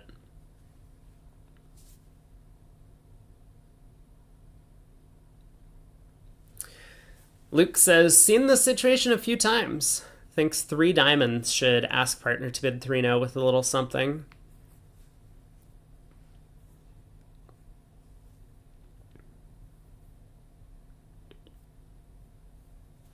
So let me think, what are we giving up if 3 diamonds does that? I mean, we're giving up a slam try and spades at a low level with no shortness.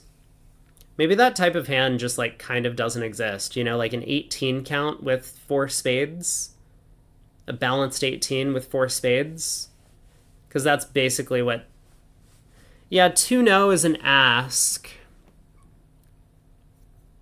but like what do we do with that hand type? We bid 2-no, partner shows, let's say 4 with 4 trumps and a minimum, or whatever our responses are, and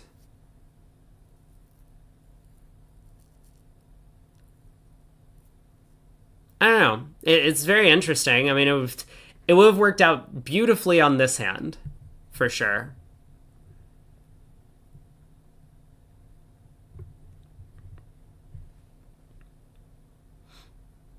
And of course, it's also going to work out really nicely if we're looking at like Jack third of diamonds with a 15 count, right? Because then we can get to 3-no with the half stopper ups at half stopper situation.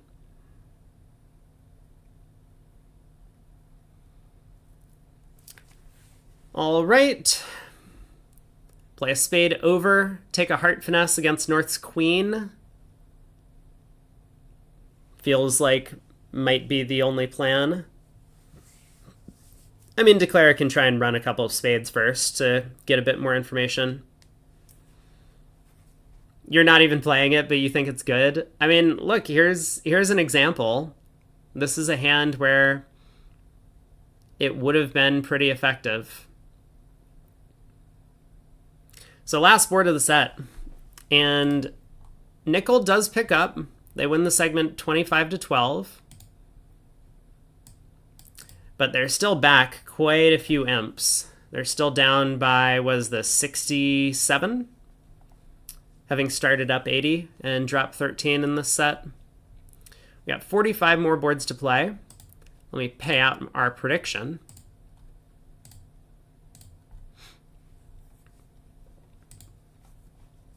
And I noticed that we had some donos for the story time. We are getting so close. We're at 97% raised. We need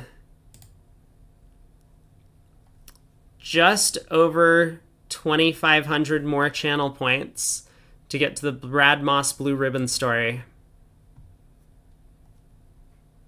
Hey! We did it!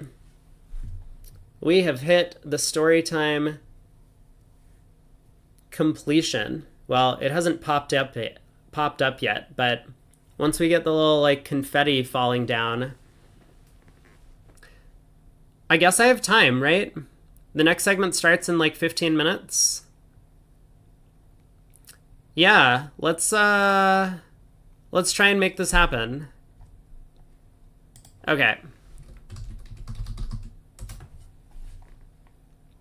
If I can't get through the whole thing now, because I think I have 2 hands for it, we'll do one of them now, and we'll do one of them at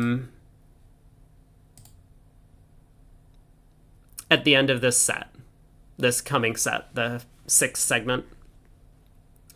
So let me make sure that I can cover up the auction and stuff. Okay, this is part 1, apparently. I don't think this was part 1. I think this was the part 1.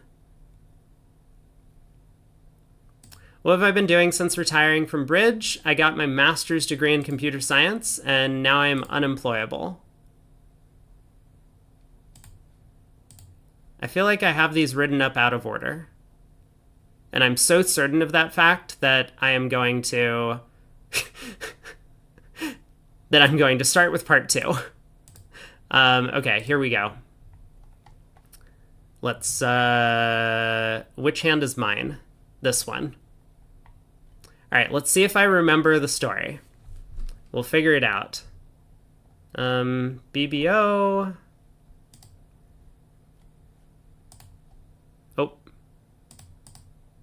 Okay, well, I unfortunately had to click back. Hopefully no one saw that. No one pause and freeze frame the hand.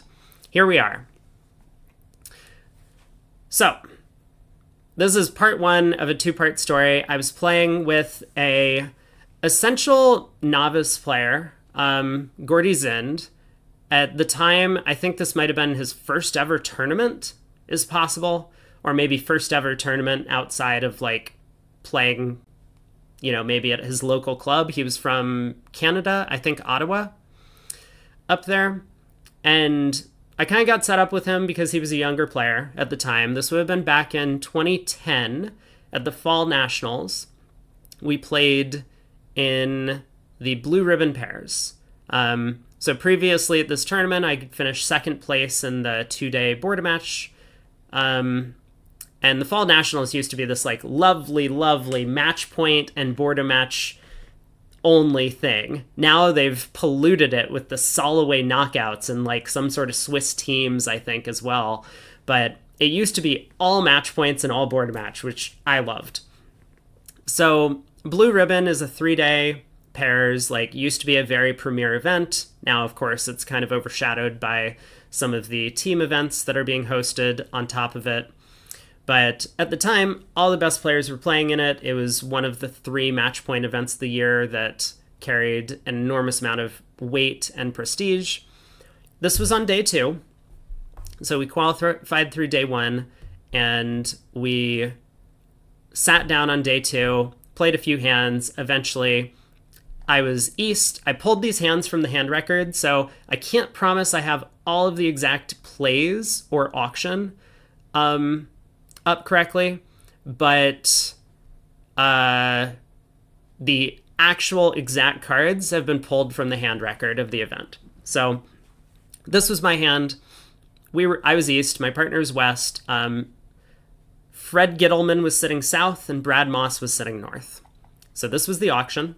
I opened a diamond. South of her called a no trump. Partner led the queen of diamonds.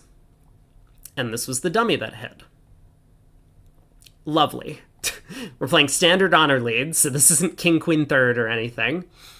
So the hand plays out, and most of this first hand is a little bit uninteresting. I mean, we can talk through a couple of the decision points in the play. So I play low at trick 1, encourage. Declare plays back the 10 of diamonds, and partner follows. I once again play low. Another diamond, partner pitches a discouraging spade. So I win the ace. I switch to clubs, which looks like a pretty reasonable thing to do, single dummy. Partner wins the jack, continues the queen of clubs to declare his ace. King of clubs, pitching a heart. 9 of clubs. Partner follows with the 7. 10 of hearts. I overtake. I put a spade through. Declare wins the ace. Cashes another club. exits the king of hearts. I play a spade to partner's king, who plays a heart to declare his 9 at the very end of play. So 8 tricks taken. This was not the most successful defense of any pair in the room. But, so that happened. That was board 1 of the 2-board round. Looks like we actually do have time to continue with the second part of the story. So let me pull up webcam and open up the second part of the hand. So it was a 2-board round. So, there were like 13 pairs or whatever in the section. You play against all of them. And this was the first board. Okay.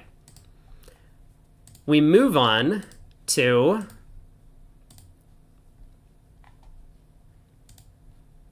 Oh, wait.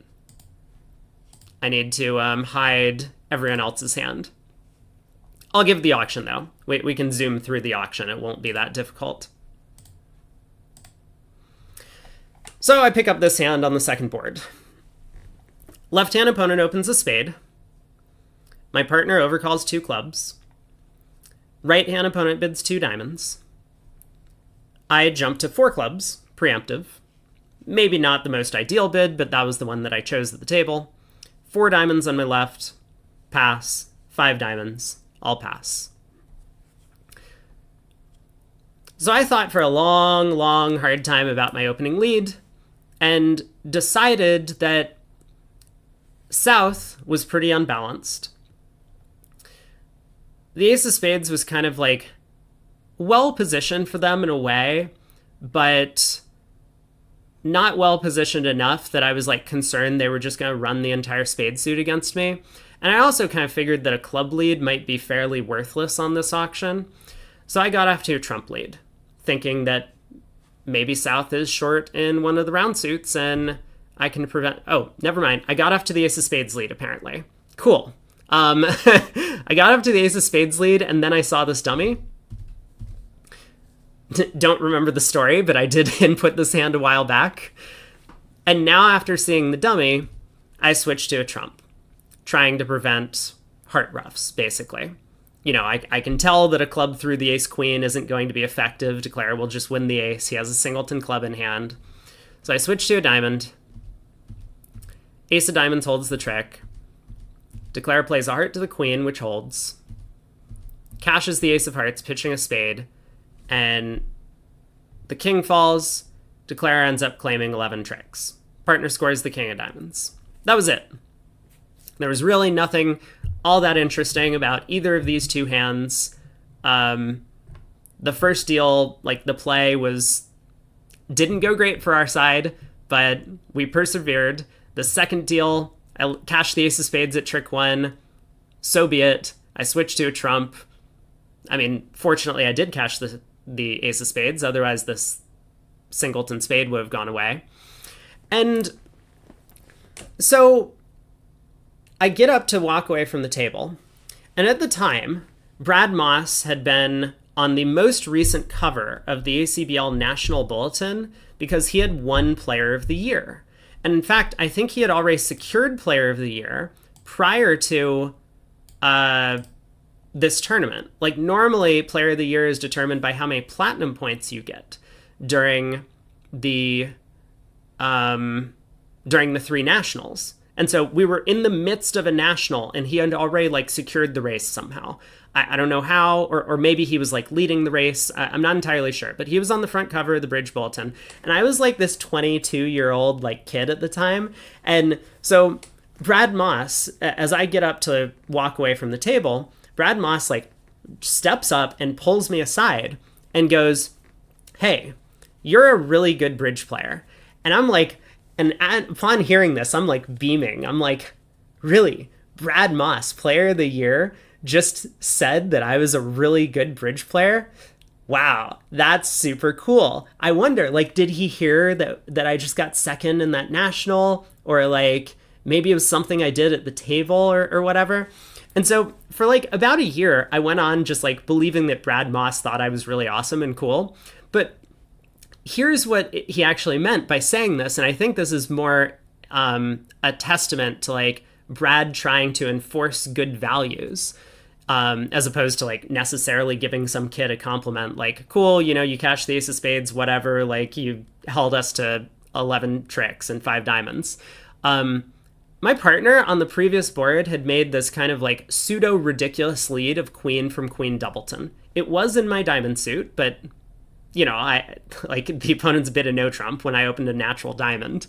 So, and I just kind of like continued sitting there and defending the hand, and I wasn't like upset with partner. I didn't yell at him. I wasn't like, God, what an idiot. Like, partner also like blew a club trick in the middle of the defense, but I was just like, whatever, like it's fine. I mean, I had been playing with the guy for a day and a half at this point, and so Brad was trying to basically say like, you're a good bridge player because you're not like upset with your partner. Like your partner's making mistakes left and right and like dumping tricks, and like a lot of people in those spots would get like really angry and yell at people, but here you are just like still trying to take all your tricks on the deal, like doing your best. Like, and I move on to the next hand. I cash the ace of spades after a lot of thought. Like maybe I had worked out North was pretty distributional for the way the auction had gone, and like, so that's I think what he meant. I still haven't asked him about it to this day. Maybe Brad will watch this video one day before he goes to his grave. But that's a very memorable experience for me because, like, I think I mellowed out a bunch once I started playing pro. Like, I used to be this guy who would get upset with partner a lot of the time. Greg would know if partner did anything wrong. But all of a sudden, it was just, like, so chill. Like, yeah, partner makes mistakes. It's cool. It's part of the game. Let's move on. Still try and do our best. None of this like Bobby Levin bullshit where like Steve forgets to make a takeout double and collect 800 and then he just like dumps 50 imps for the remainder of the segment. So anyway, that is the Brad Moss story. And now I guess we'll go back and check out Brad Moss in the finals. A bit of a different type of story, like none of the bridge was all that exciting. Like none of those deals were too, like you really have to work through all the puzzles and figure out this or that or all these other things that are going on. But, we can definitely see that having good temperament at the table is important. It would mean Nickel wouldn't be down by 67 right now. I will not lay off Bobby unless they win this match. So it is all on him if they don't manage to pull this one out. All right. 6th set. Let's find a player to kibitz. Should we... Board numbers must be wrong. I had to get the vulnerability. Yeah, it's possible the board numbers are wrong. I think I tried to get the same vulnerabilities as the thing.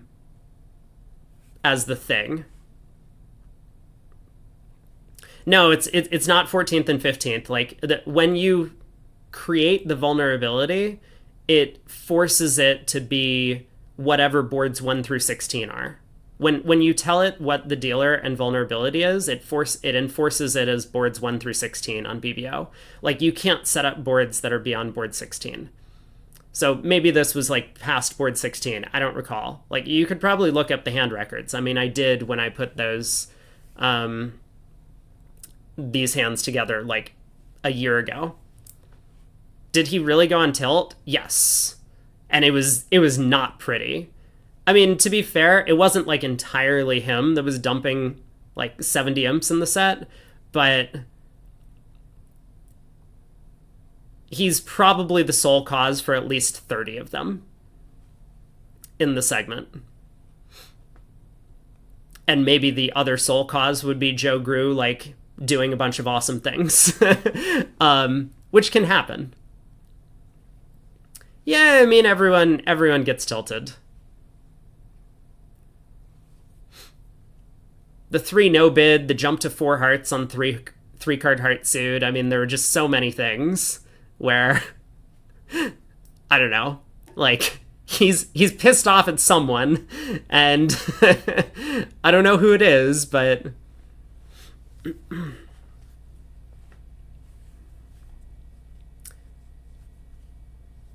so let's see. Have they got the segment set up yet? No. We should be pretty close to getting started.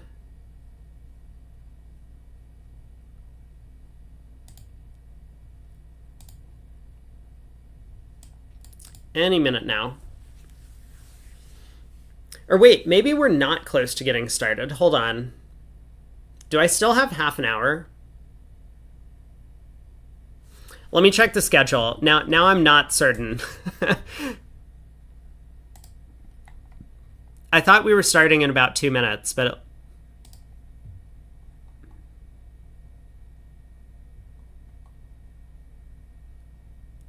Oh god, we do have half an hour. Looks like I didn't need to rush through those stories. What should we do for half an hour? We can take a look at some of the things that happened at the other table in this set. So Levin and Weinstein here did not reach 4 spades on these cards. This one not going to be tilt-inducing. Because 4 spades is not a particularly good contract on the East-West cards.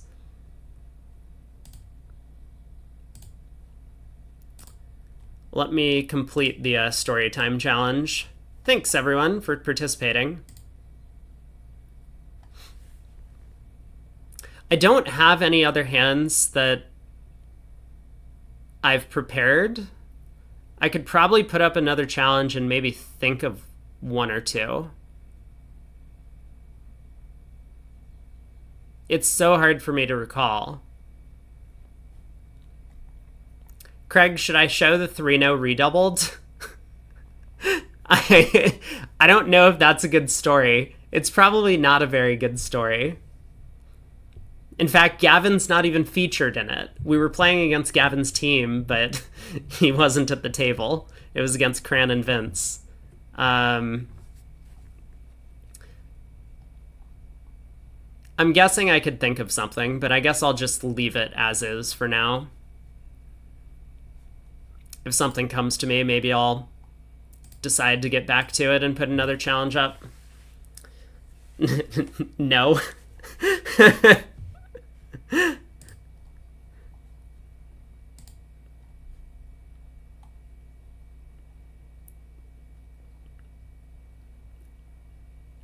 Do they have hand records?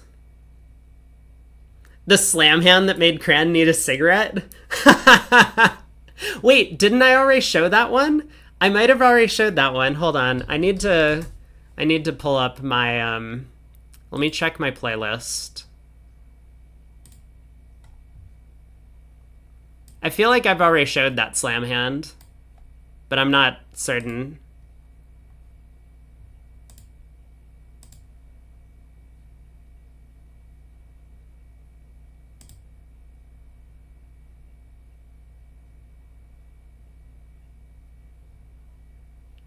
Let's see. Bermuda Bowl legend, why I quit playing bridge. Sorry teammates, we missed slam. Hey Rob, thanks so much for the tier 1 sub.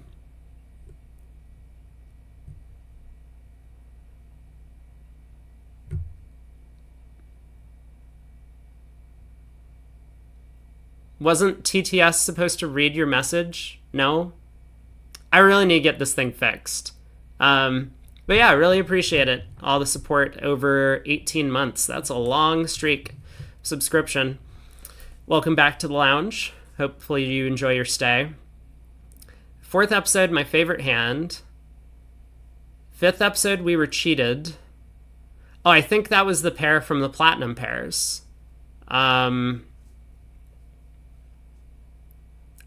think. Yeah, I don't remember that one. How I got my nickname. Welcome to Table 2. Oh my god, that's probably my favorite story. Welcome to Table 2. My big break. I wonder what that was. Oh, that was when I took that weird finesse against Dwyer. Sorry, John. Yeah, it was the 2 Egyptians who were cheating. Yep. And then the Cran hand from the other day, and now this Brad Moss one. No, I haven't showed the slam hand where where Cran had to get up and take a cigarette break in the middle of the match. That was good. Like, more often than not, Cran definitely has my number, but there are a lot of times where I get him as well, or where I've gotten him in the past. I don't know. I feel like the play on that one wasn't very interesting. Like, I was purposely trying to swing a board by taking a anti-percentage line of play, and it worked out in a spectacular way, which was awesome. But I'm not sure that it's like a good story hand. I mean, maybe.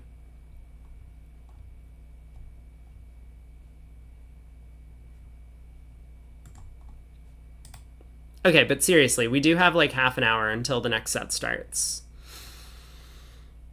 It is Wednesday. I haven't been playing in the Plat Stars, but we could play a Speedball Plat Star. That is something I could do. I feel like we've kind of exhausted looking through basically all the deals. Oh, what we haven't looked at is how they got to 4 spades in the other room. Very quickly is the answer. They very quickly got to 4 spades. A spade, 4 hearts by Joe Grew. Again, I mean, this 4 heart bid might be state of the match. It's very possible. Like, a 2 heart overcall, I think, is a bit more normal, but 4 hearts definitely can work. And Levin now kind of felt compelled to bid 4 spades with 4 card support, despite the Queen Doubleton of Hearts, which worked out pretty well. Big double game swing there. There was discussion about whether Brad should have made a bid. Oh, over 4 spades? Pfft, no. Wait, what do we mean there was discussion? Like, I mean, so Brad's 4-3-3, and partner could have just about anything, especially at this state of the match. Like, you kind of have to trust that, that Joe has made a gamble. We don't know what type of gamble he's made, but, like, he's the one that is operating for the partnership, right? Like, we can't have 2 operators. I don't think it's sensible for Brad to take a call. Like, you look at partner's hand and, okay, yeah, if I knew partner was 6-5 in the red suits, of course I would bid with this hand. But partner doesn't have to be that. He could be like 7-2-2. I mean, like,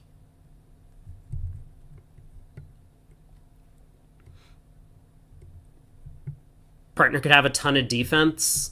Like, partner could be sitting over there with ace, king, queen of hearts, like the ace of clubs and the queen of spades. And we're just like, okay, maybe we got him.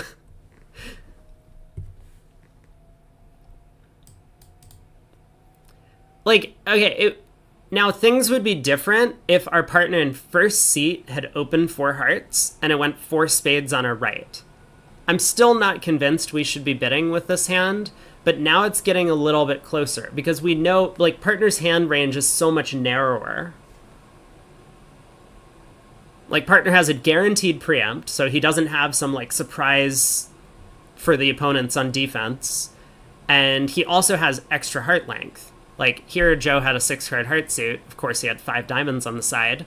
But the 4-heart preempt in first seat, we know partner has 8 of them. We have an 11-card fid.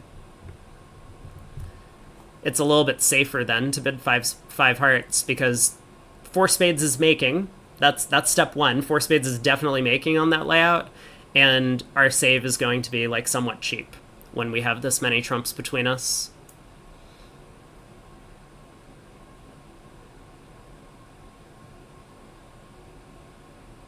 I'm just not convinced 4 spades is going down with our hand. And it almost isn't.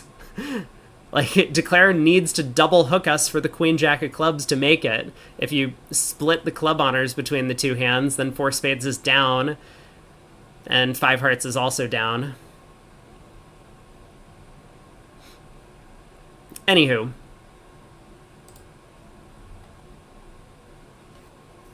But that was the big swing for the set.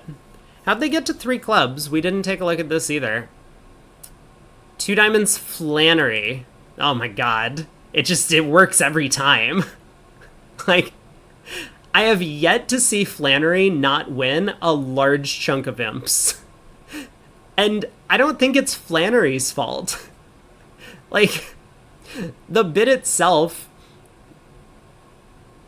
it doesn't seem like it's done enough to justify that it just keeps picking up double-digit swings. I mean, this one wasn't double digits, but it's still a game swing. But, like, every single hand. I'm almost becoming a believer myself in the Weinstein cult. 2 diamonds, 2 hearts.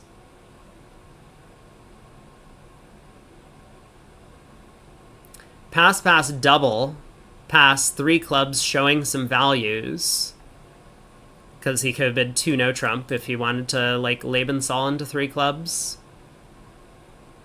Joe decides not to take the bump to 3 no, like they did in the other room. Good decision, though, by Hampson.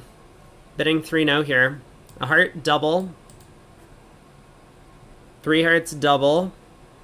Greco shows some stuff.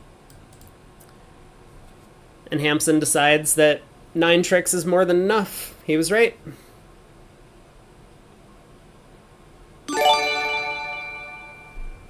Hey, Sean Choi, thanks so much for the gifted sub. And Jipme, welcome to the lounge. Appreciate the support.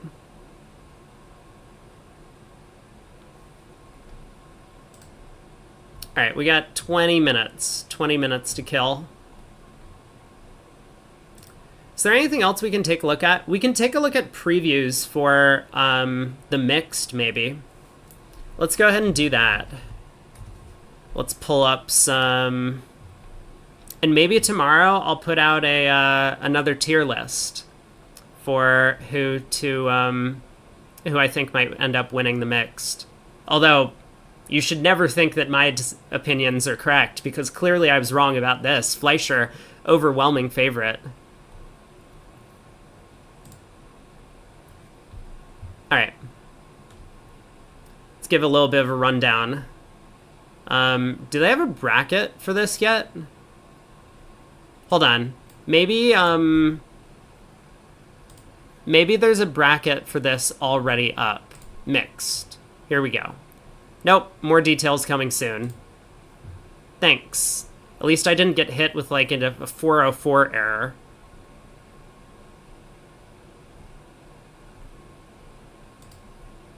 Okay, in that case, let's pull up the teams. So here is what we got. Now, I'm gonna start by highlighting one of the teams that we've already kind of seen in this set, Rosenthal. They had a tough match against Nickel. Schiff said Fleischer was gonna stomp the event. Super debated. I should have listened to you. Everyone knows chat's always right. So because it's mixed male-female partnership, so Andrew Rosenthal can't play with Aaron Silverstein, and Aaron's not even on the team here. But Rosenthal playing with Migri, Campanile. Chris Willenkin playing with now the other Wolpert, Jenny. Gavin told us that they were swapping places. So now Jenny's out in Schaumburg and Gavin's back home. And Michael and Debbie Rosenberg, a very formidable pair as well. So I haven't taken a look at all of the other teams, but that looks like a really strong team in this event. Let's try and get everyone on screen. There we go. So who are a couple of the other teams that look a bit fearsome to me? I've never played in the mixed, so I'm not sure I know overall the general quality of play. Millens, I think, is going to be tough. Both Sandra and Cecilia are unbelievably strong female players. And so playing with Kevin and Shan, with Joan being the sponsor, who's going to play for only half the boards. That's going to be a really strong team. Kevin, of course, and Shan were on the Juicer team that gave Nickel a run for their money in the quarterfinals. Looking down the list, I mean, there's a bunch of younger players here. So Harrison Luba, a junior. I think he might even be a youth player. He might be like 19 or 20, playing on the Dinkin team. But I don't recognize many of the other names. I mean, Sam and Yoko are here. I have no idea who this team is. I mean, they have Chris and Donna Compton, so it looks like another husband-wife pair playing together. And they have Adam Wildowski, but I don't know who the 3 Asian names are, or 2 Asian names, and I'm not sure where this person's from. They still don't say Kevin Dwyer Rimstedt. Yeah, wait a second. Wait a second. Look at this. And look at this. What? Excuse me? Did they forget to, like, adjust Kevin's profile from, like, the last 20 years? Cynthia Huang is another youngish junior. Got it. Oh, the Comptons aren't playing together. Oh, I see. They aren't. You're right. Interesting. Okay. Yeah, so Christian Jolly and Julie Arbit, no longer juniors, but they've been... I'm not going to guess their relationship status at this point. They were in a relationship for a while. They weren't in a relationship.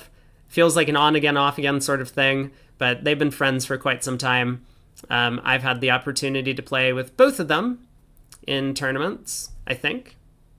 I've definitely played with Jolly. But so they're on a 4-handed team. These 4-handed teams, of course, like, gets pretty tough for long events. So Avery Silverstein, we actually saw and played against Avery. That is Aaron Silverstein's daughter. When we were in Gatlinburg, we played against her for 2 boards in a pair game. And Ethan Durman is a younger player, actually, from my district. He had reached out about playing GNTs earlier, which is like a big ACBL, like national type event sort of thing. But plans fell through. So I know he's a high schooler as well. So that looks like actually a pretty strong up-and-coming junior partnership if they've been playing together quite a bit. We have Uday from BBO. I think he still works for BBO. Captaining a team. This looks like maybe no sponsor on this team. I'm not sure. But I have played on a team with Uday and Crystal, who played together quite a bit. Crystal, the old spouse of Roy Welland, but they got divorced many, many years ago. Uday is working for ACBL. Gotcha. What other teams look like they might be somewhat strong? Well, so it's amusing. Dan Corbel and Sylvia Shee are playing together on the team. No longer together as a couple, but I guess maybe commitments had happened prior to any sort of falling out between them, and so they've been hired to play on this team.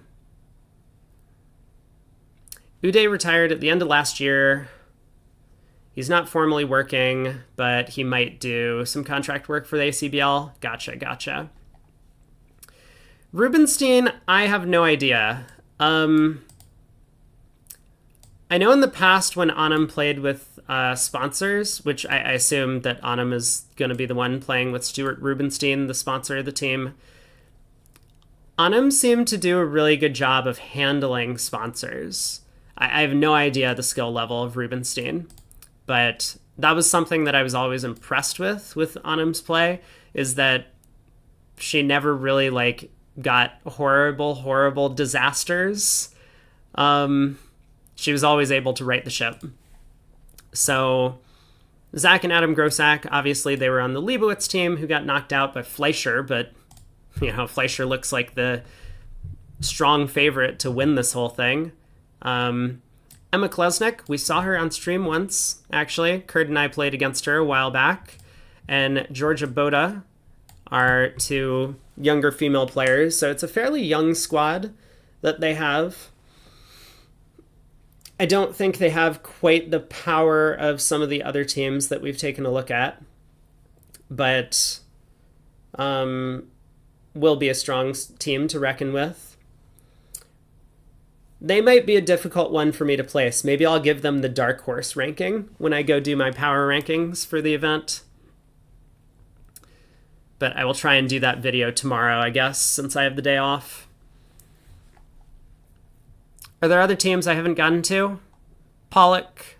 So I feel like these are names we've seen for a long time. Bill and Roseanne Pollock, I think husband and wife, and they've been playing together for like years in some of these events. Ann Brenner and Dave Caprera. I think I remember those names as well, but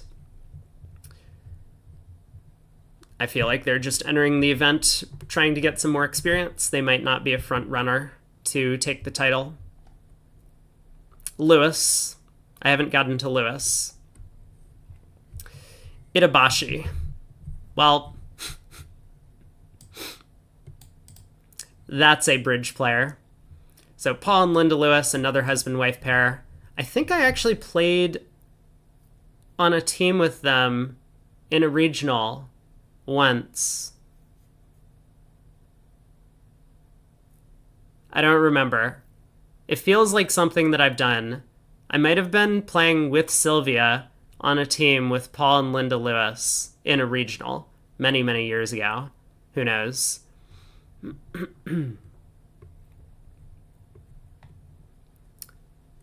Dave and Ann just bicker nonstop, and it's very distracting for the opponents. Oh, see? So that's like their superpower.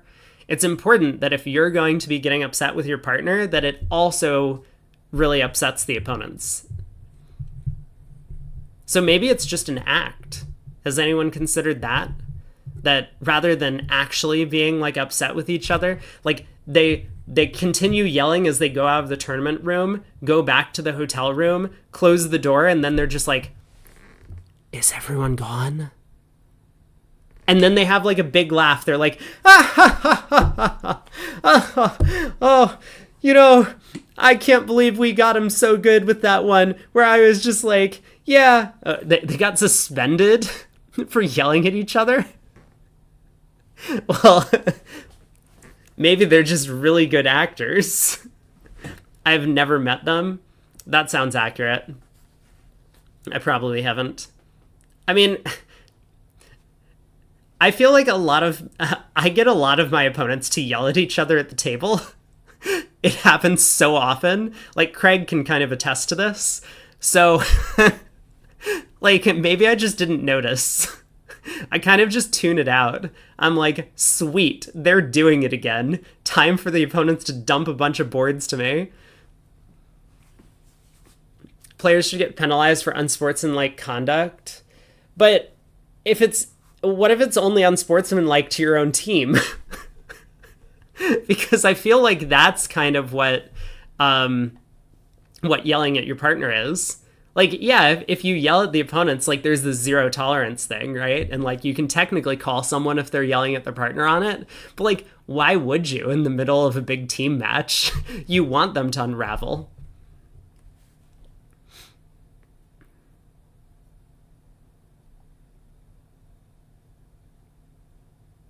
Yeah, I'll take a look. We'll do a stream tomorrow, short stream, where we do a tier list picking out all of the teams for the mixed, because that's going to be coming up over the next few days. That should be good. All right, I've almost filled all of the airtime. We have... Who should we kibitz? Should I just click on this? Oh, I was planning to like blind click on this seed and kibitz south. I think we've watched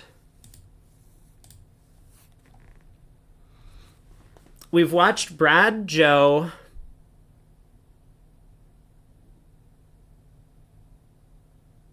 have we watched Hurd and Bathurst? I don't think so. We watched Chip. Not Marty yet, but I don't think we've watched Hurd and Bathurst. Let me see on Nickel. We've watched Levin, Greco,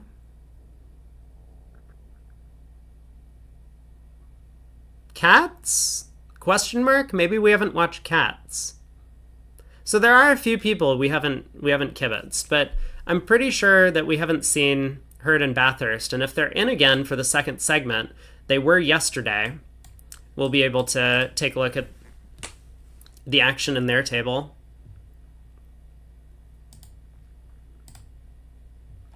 So 5 minutes left on break. I wonder what Nickel's strategy is going to be.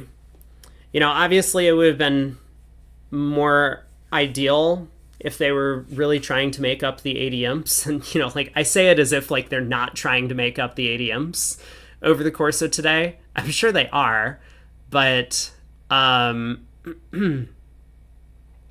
it might have been more ideal if they started swinging early in that first set. Because with Nickel and Cats in,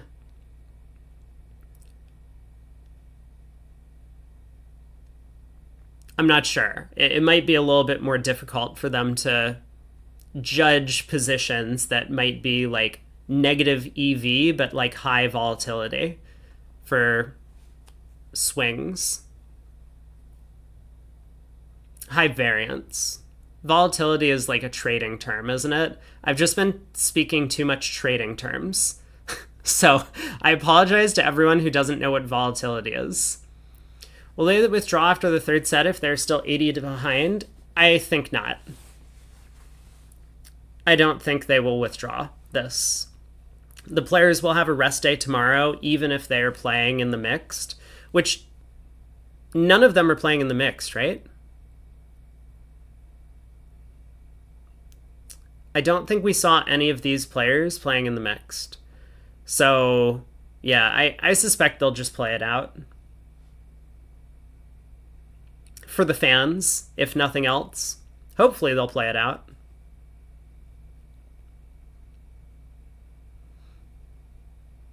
Oh, but something I should do...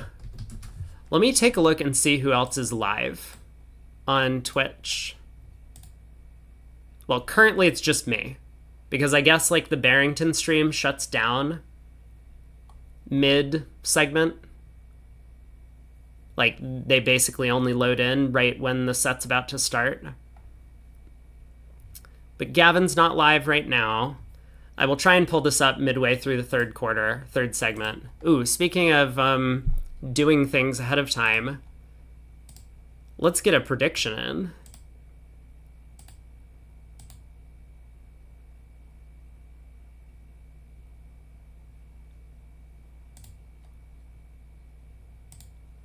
All right. You got 10 minutes. So if they bid a slam on the first hand, I might like turn or delete this and put up a new prediction.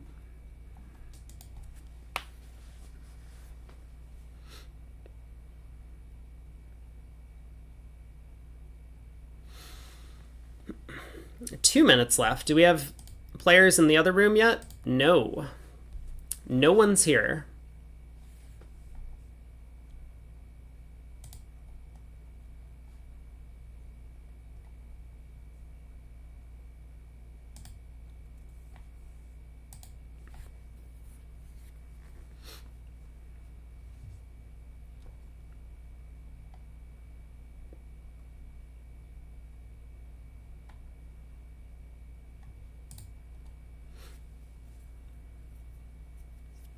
1 minute. Okay, here's Herd.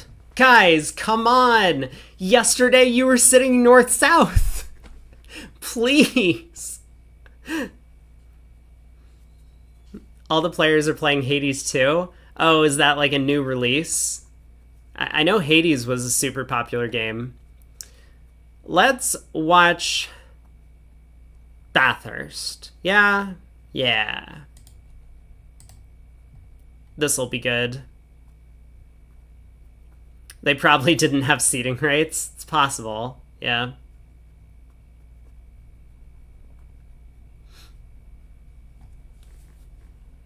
You haven't seen your son since Hades 2 came out?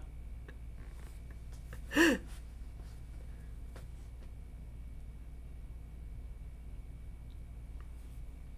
think Baldur's Gate 3 is a little bit too old at this point. I mean, there are still people who play it, but it came out like 6 months ago or something, maybe. It was a long time ago.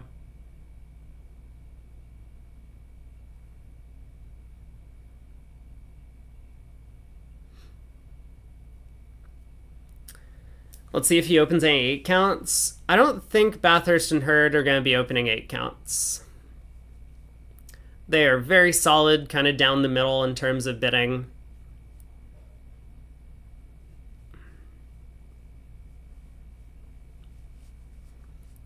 All right, we're waiting for Hampson.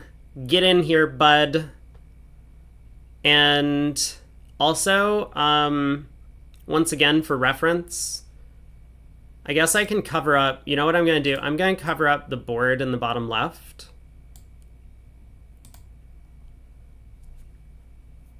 So now the only graphic that is incorrect is here in the center of the table. Whoops, here in the center of the table.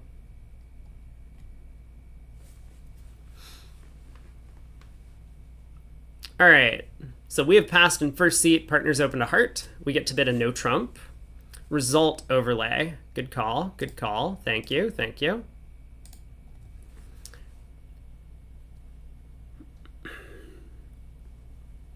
Now, we might have an interesting decision if partner bids 2 of a minor. Because again, partner's not going to jump shift unless he has a really, really, really good hand. Do they play Gazilli? Ooh, yes, good question. 2 clubs not alerted. But I always forget to pull up the convention card ahead of time.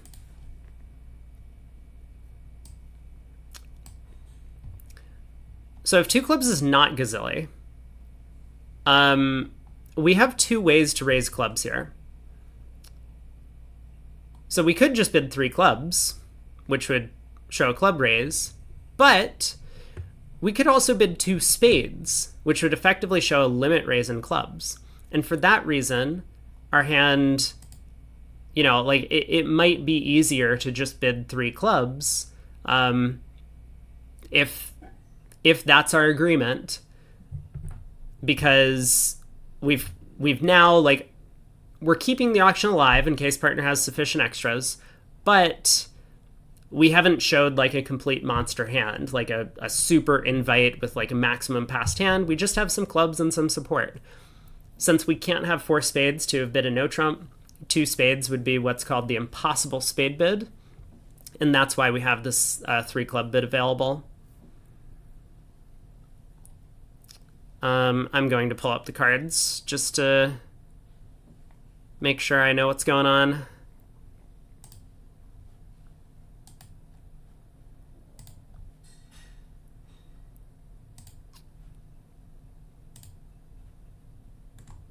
All right, I have both of the convention cards up. So Greco and Hampson play 3rd and 5th leads, or 3rd from even, low from odd. So that 3 of spades could be from, oh, looks like it's from a 3-card suit.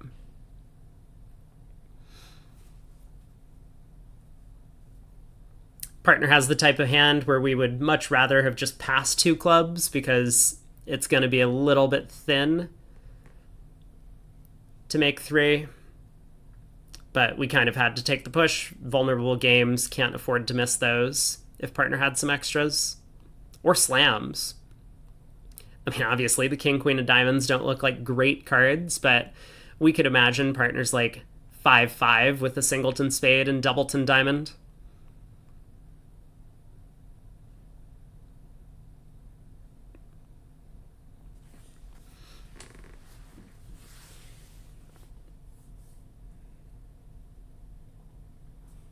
Oh, the 3 of spades could be from 5 as well, right? It might be a little bit unusual for that to be happening. I mean, for one, Greco would have needed to lead low from Jack 10 fifth, which is possible.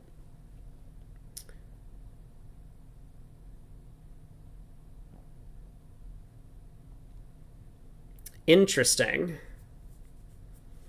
So Declarer, I mean, obviously knows he needs to set up some heart tricks or get some heart roughs. Utilizes his entry not to pull trumps, but to take a heart finesse.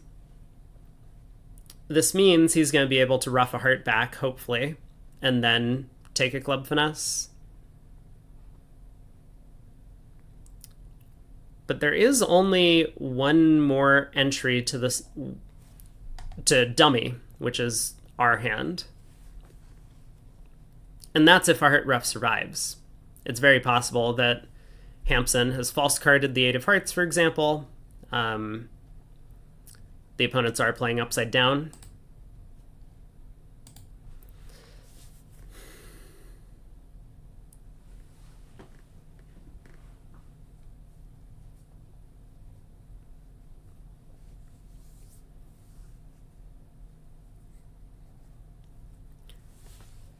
I wonder if Greco's going to play a diamond now.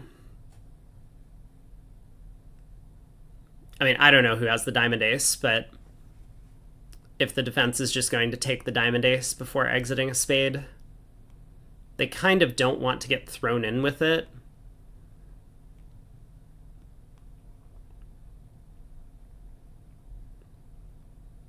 All right, spade to the jack and queen. So if we believe Greco's the lead, Hampson has the last spade in the deck. The 3 of spades was his lowest outstanding spade spot. So jack of diamonds, Greco wins the ace. But now he's kind of end played. So we're kind of fortunate in that Greco has been forced to now give us kind of an extra entry. Although this heart finesse doesn't really help. We really wanted entries to be able to finesse clubs.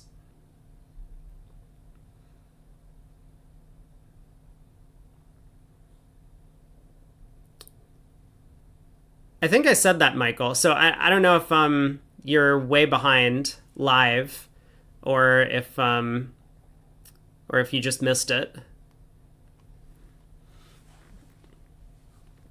But yeah, getting thrown in to now effectively lead a heart. Okay, yeah, you're not way behind live then. So heart rough. Ace of clubs from Hampson. He was ready for it. Puts that 13th spade on the table, which we saw coming, and so we're going to end up losing another club trick. Pitch a heart here. Greco gets the queen of clubs.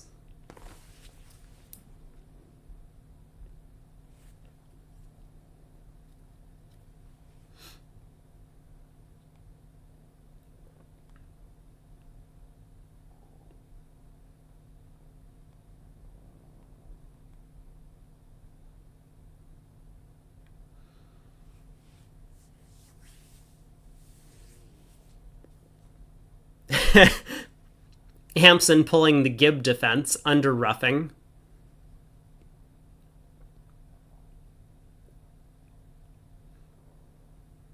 Yeah, it was nice defense from Hampson. He didn't need to make the flashy play of playing the 13th spade. His partner's queen of clubs was well protected on its own. Oh, but partner could have had Jack doubleton of clubs. Oh, okay. He did need to make the flashy play. Never mind. Not with this layout, but if the queen and jack of clubs had been switched, he absolutely would have needed to ruff with the club ace and play that last spade. All right, board 17, 14 to 16, no trump. We still can't get Herd to spell correctly. Two diamonds and a major on our right.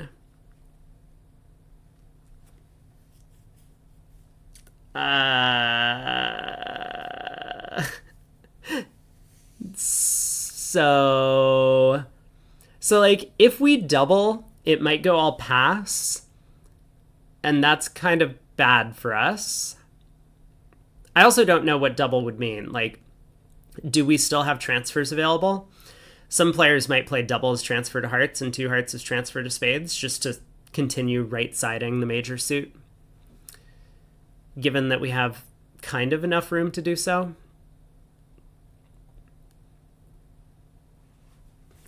I mean, an alternative, like we could bid two hearts, which is to play if it's not a transfer. Or we could game force. Oh, never mind. Five hearts invite. I see. This is kind of what we want to do. I mean, like, the singleton diamond in the opponent's suit gives our hand a bit of extra offensive potential. Like, opposite the 14 to 16 range, we only have 8.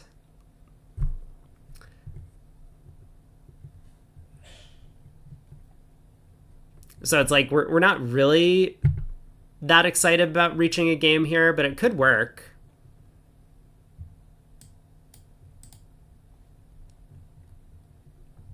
There's a lot of downside, though. Like, Greco might have hearts, and our partner might be backed into either passing 3 clubs, which I guess would be good for us, or bidding 3 no trump.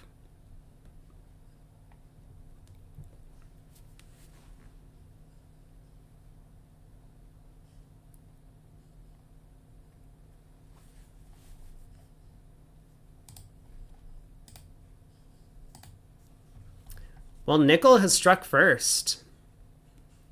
3 clubs going down 1 on that previous board.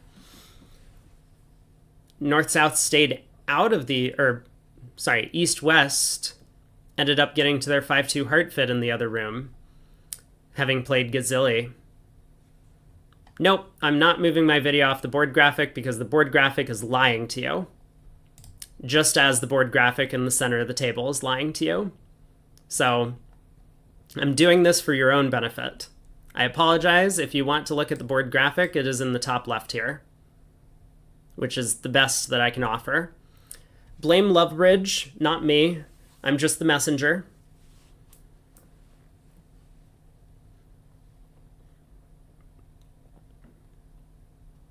Well, partner's thinking a while over the 3 club bid. Feels like good news for us. Kind of sounds like partner has a heart fit, then. Just cover up the entire hand entirely. We could play 0 dummy instead of single dummy.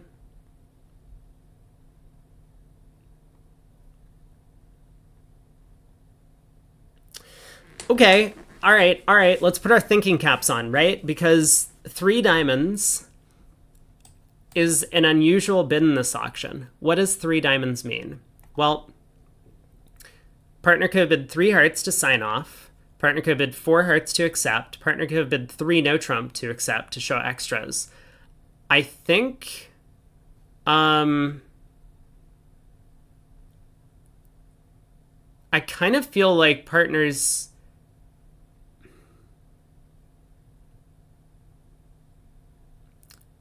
Well, I'm actually not sure what partner's doing, and to me, I think 3 hearts feels like a safe bid. But if Bathurst really wants to read deeply into this, maybe he'll think that partner has clubs for this auction.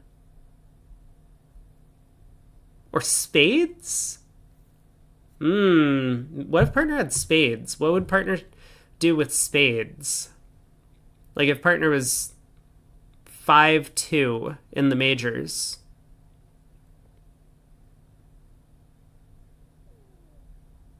Like, could partner really afford to bid 3 spades? Probably not. Maybe 3 diamonds shows a hand with spades then.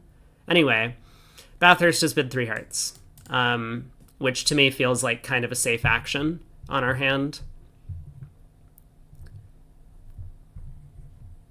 This is the way I feel a lot of the time, though, when partner makes, like, a Q-bid of the opponent's suit. You just want to, like, do something safe and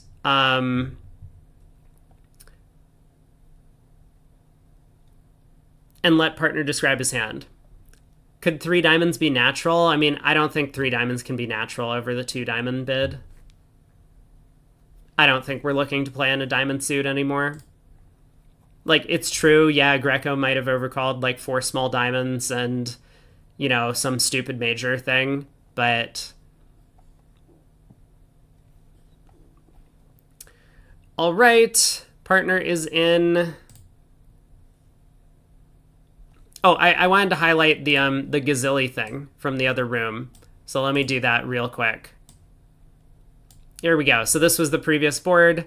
A heart by East. So we had a similar start to the auction, a no trump, 2 clubs Gazilli, 2 diamonds 8+, 2 hearts showing clubs and hearts and, you know, not extras. And therefore nickel was confident that he could pass rather than getting to 3 clubs, which ended up going down.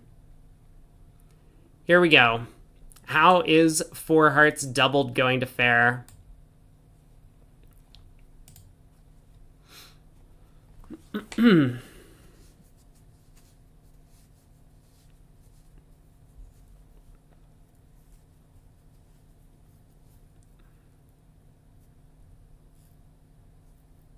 Looks like down 1, right? Hampson has 3 trump tricks and Greco has a diamond.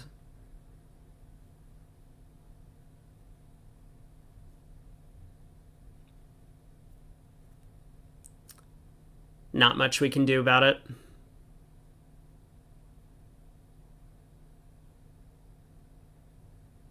Although, we probably have to commit.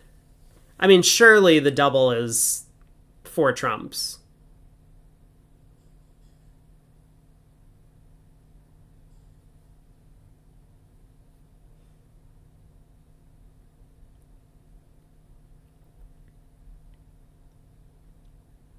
Because we could ruff this diamond return and go ace, king of spades, spade ruff, ace of hearts, heart.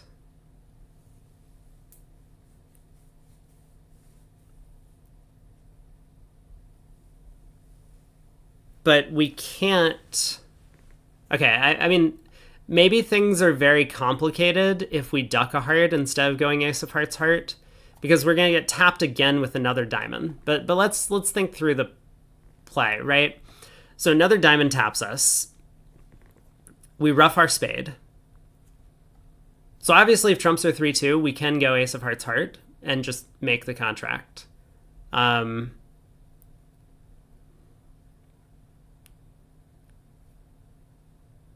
think we just cash the ace of hearts and run clubs. There's no way Hampson's doubling with only 3 trumps, right? King, queen, 10? Okay, hold on. I mean, South has bid, so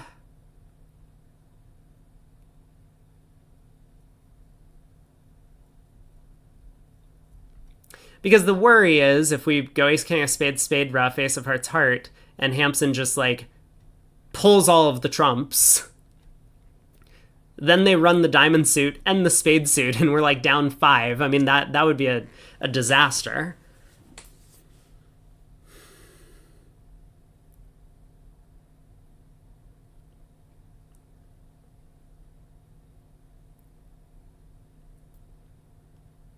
Okay, hold on. Hold on.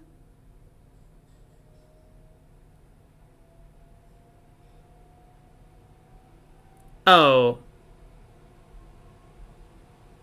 But I see. So, I mean, okay, look, It's possible this is king, queen, 10.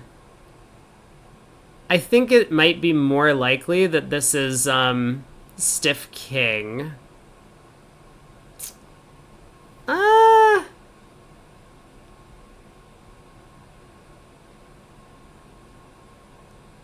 Man, now actually I don't know. Ooh.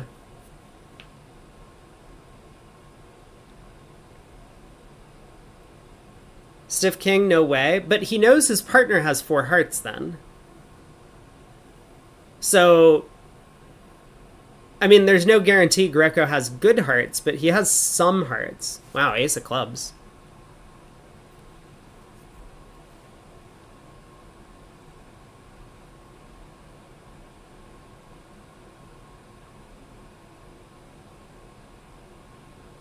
Yeah, spade ace king, spade rough, and cash clubs is how we play for down 1. I'm still trying to make it, as is Bathurst.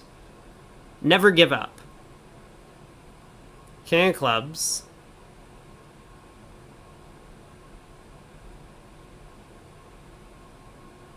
So Hampson has to discard here.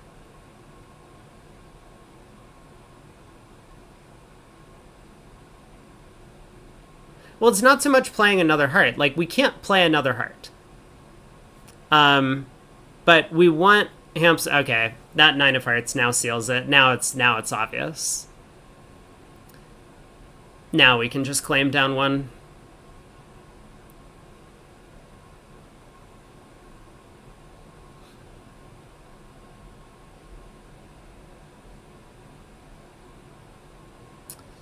All right. On to the next.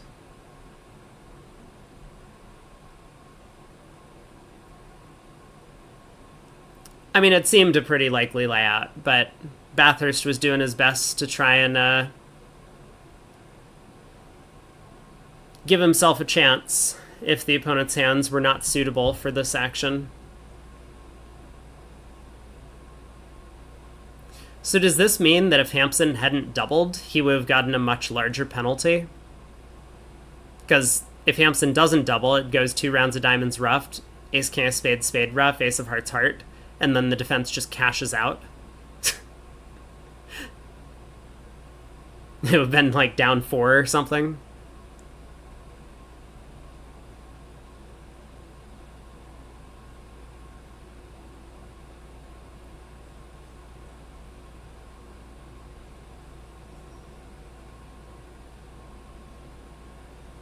Alright, 6 imps to nickel. Other table managed to stop in 3 hearts on the east-west cards. So the match is getting closer. It's now only 56 imps.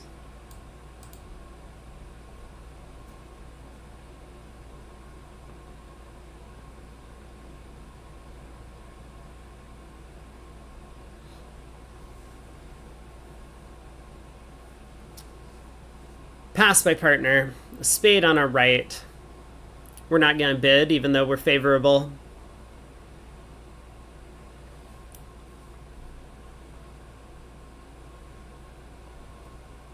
What was my prediction? Prediction was slam. Will someone bid a slam at this table? One way to swing is stopping short of games. It's true. It's true. A spade, 2 no trump. Spades game force.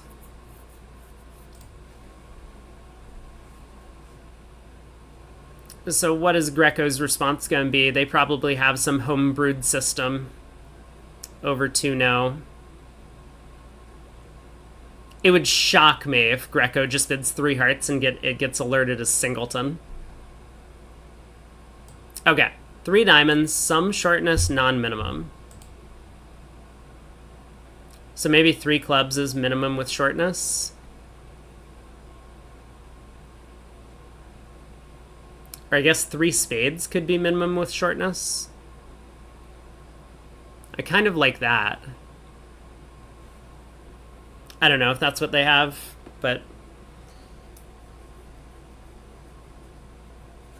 3 hearts asking.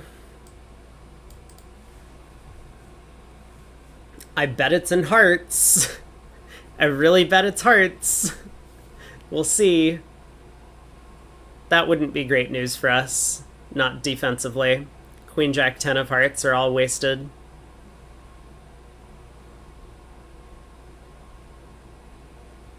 Ooh, yeah, Michael makes a really good point. 2 no trump is always going to have some sort of slam interest because of the precision style 1 spade on our right. North, with no interest in slam, could just bid 4 spades and not reveal anything else about his partner's hand. Heart singleton, 4-no, key card. Looks like the opponents might be off to the races.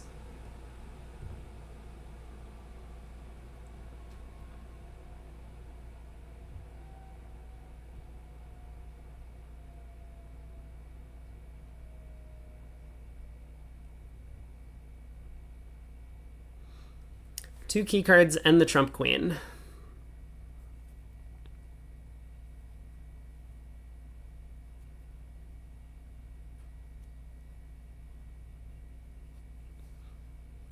I feel like a low diamond lead is something that the nickel team might do, but for Bathurst, it's probably like way too much of a risk to take to lead a low diamond here. So he just leads the Rusino Jack of Hearts. Dummy hits with 2, so they're off 1 key card. It's the Diamond Ace.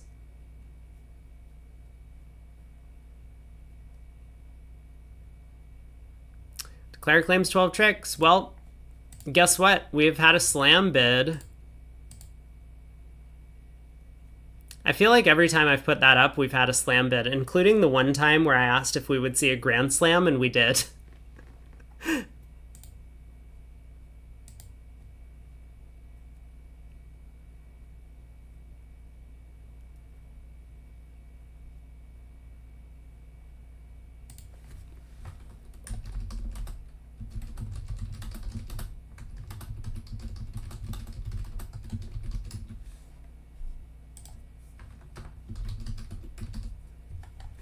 All right, new prediction. I'll give you 5 minutes. And for your information, we are currently ahead of the play in the other room. Or we're on the same board. So we're at about the same pace. Like, I'm not lying to you. There's no result yet in the other room on this board.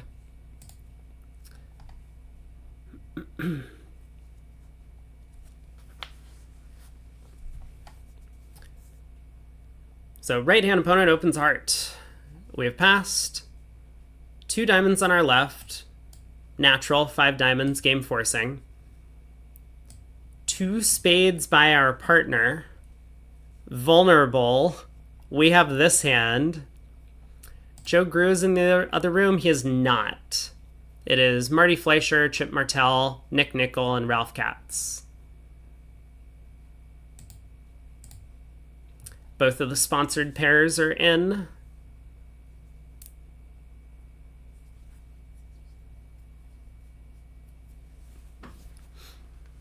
Please do not double my partner. Please do not double my partner. If I could have one thing for Christmas, it would be for you to not double my partner here. Hey, they didn't double my partner. This is great.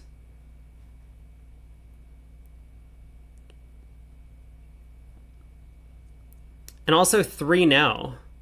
3-no looks like an exciting decision. Like, is it possible that he has a hand? Okay, partner leads the ace of spades. Let's see what's going on.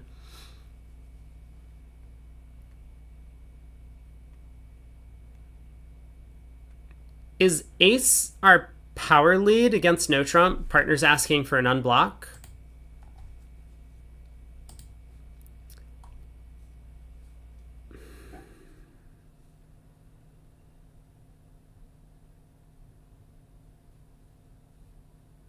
I can't read these new ACBL cards. It's like literally impossible for me.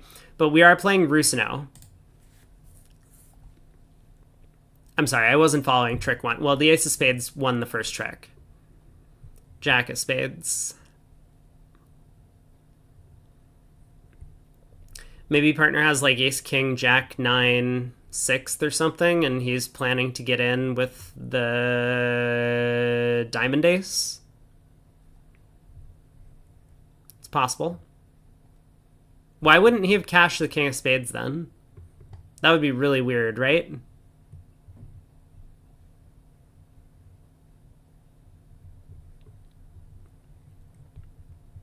Suits are not splitting well for declare.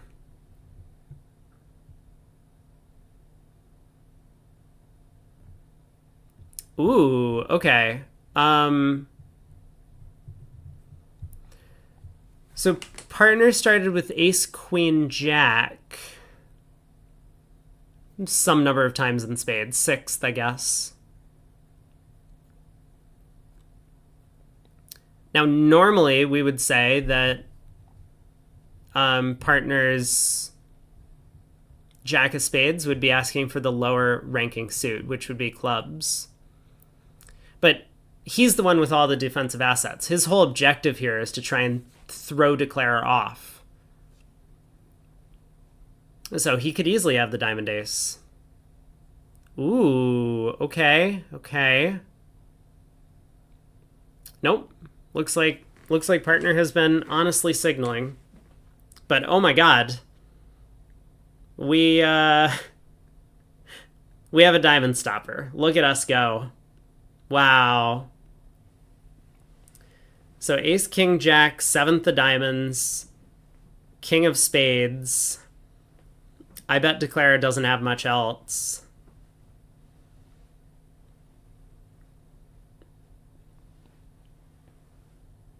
So do we have all the tricks if we cash the diamond queen here? Partner might be down to the ace of clubs and 4 cashing spades. Yeah. 3-0 down 4 at both tables.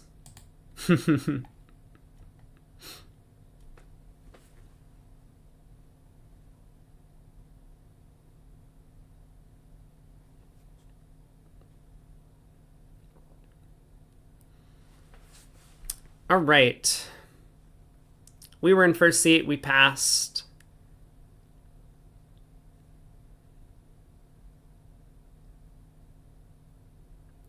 Two spades on our left. Well, that makes our hand even worse than it already was. Come on, partner. Don't bid anything. Oh, don't do this to me. Do we need to raise this? We have a 5-card suit and spade help.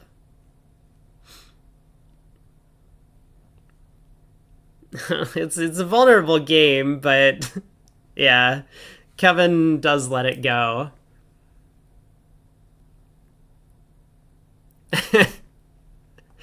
Well, Gavin told us the other day that John really doesn't like passing.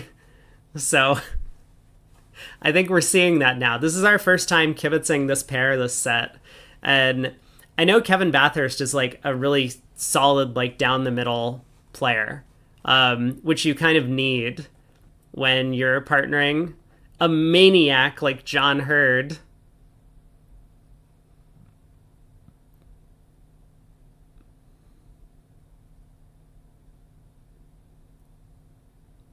So Hampson opened 2 spades. I just want to call attention to that fact that he did in fact open 2 spades. And we have all of the top spade honors. He was vulnerable in second seat. Yeah, Hurd has this like diamond guess, which is going to be a little bit uncomfortable.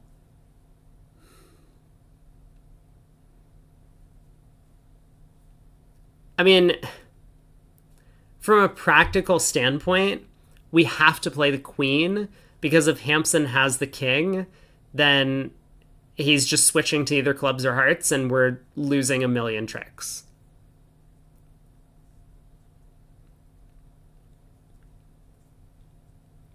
But the counter argument, I think, is like, Hampson has to have something in his hand. It might well be the king of diamonds. And we also pick up King Jack fourth by sticking in the 10. So that's why it's kind of like percentage in a sense to play a diamond to the 10 here as opposed to diamond to the queen. But Hurd does play the queen. There's the king. Oh, but small club. Saved? Unless ace of clubs on side. Maybe king of hearts on side as well.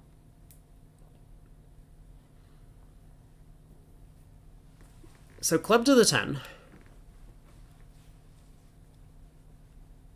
Hampson has the 8 of clubs.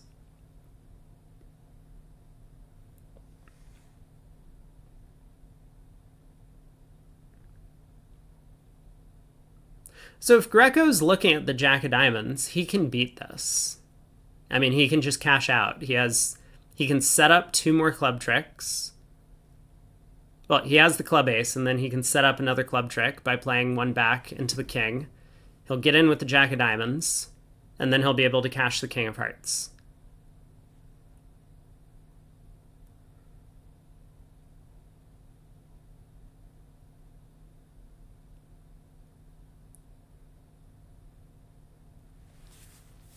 I mean, I guess he could also go king of hearts heart to the same effect.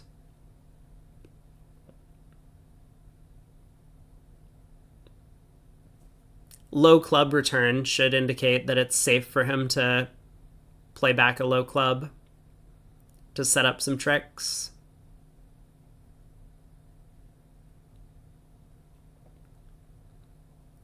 So it's making me think that Hampson probably started with queen third or ace third of clubs.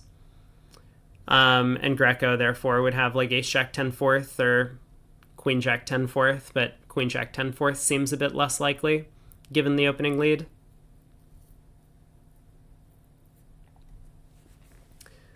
Greco might have started with just 2 clubs. No, that's not possible. Hampson can't be 6'5". He's already followed to 2 diamonds and 1 heart.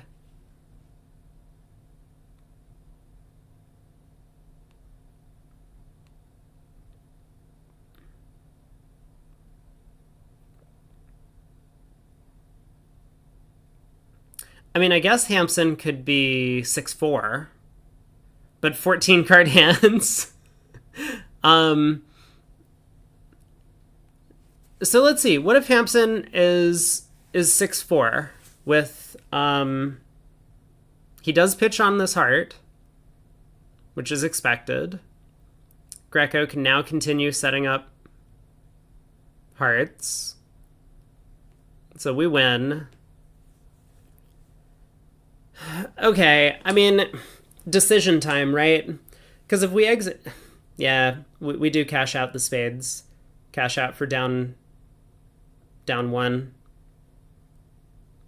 Like, if we exit a diamond and Greco either has the jack of diamonds or Hampson does and Greco has the club ace, then we're just kind of dead.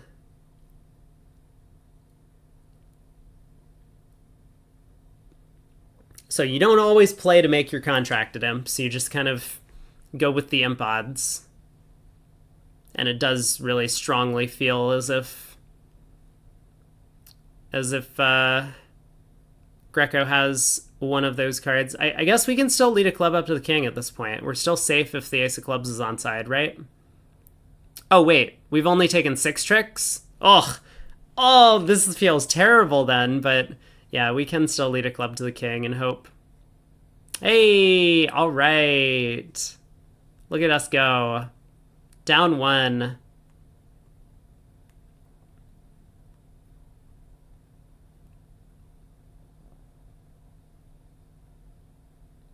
It was not a pretty contract from the start.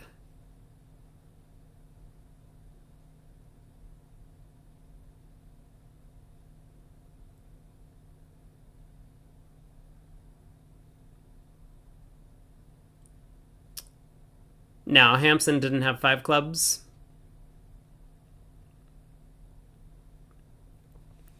So 12 imps go the way of nickel. The other table did bid and make 3 no trump on our cards, probably guessing the diamonds differently. They needed a fairly lucky lay of the round suits, and they got exactly that.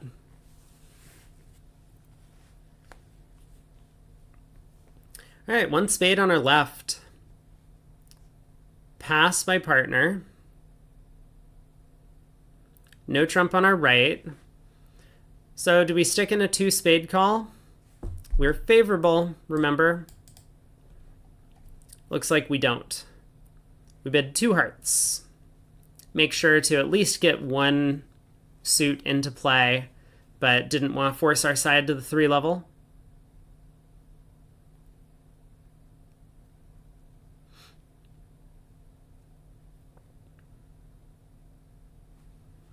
Two hearts feels more normal than 2 spades. It's true, our hearts are a lot better. If we only get 1 bid with this hand, like, may as well get some lead directional value. Take out double on our left. 3 hearts from partner. I mean, players will often say, why not show your shape? But even at the favorable vulnerability, it's not always right to do so.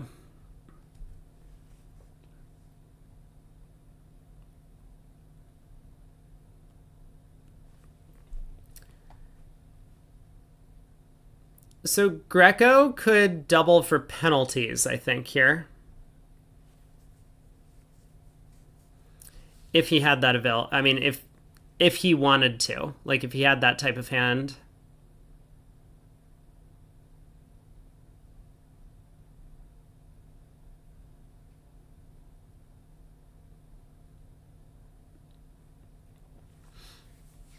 I mean, I don't think we'd be that disappointed if we got doubled in 3 hearts for penalty.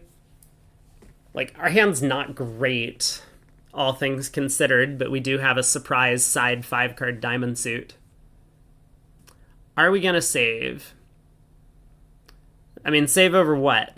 It doesn't look like the opponents are bidding a game to me. Not with the way the auction's gone.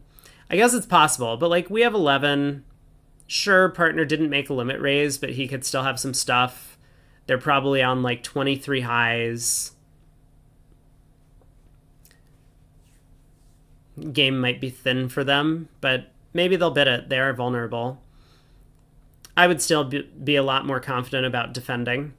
We can win the opening heart lead, switch to our singleton club, get in with the spade ace, maybe get a club rough, like if they're in spades. If they're in 3-no, I'm going to try my luck by leading a low heart.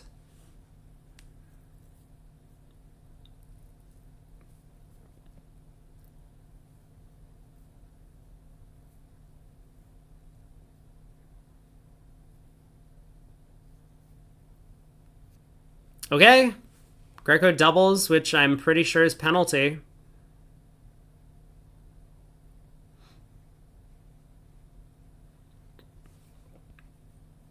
Seems like Hampson is gonna sit for this, although he's considering.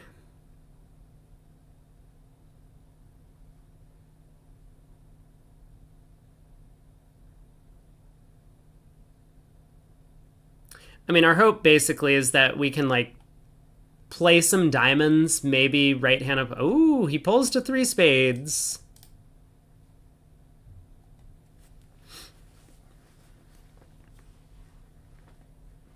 Michael doesn't like partner pulling the double.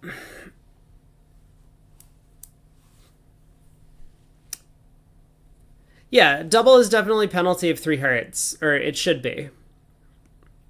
That doesn't mean North can't have a hand that wants to pull. So he does. Right? Like, maybe North has a hand with, like,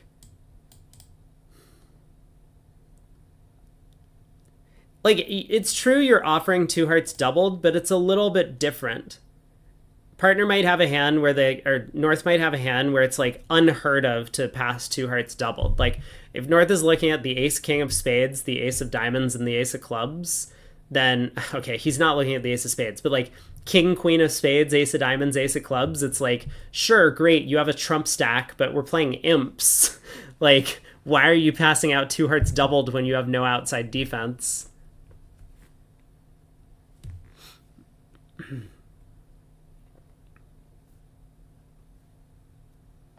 Like, I imagine a pretty good guess about North's hand right now, and obviously Bathurst is going to be thinking about this, will be something like King, Queen, Jack, sixth of spades, heart void, of course.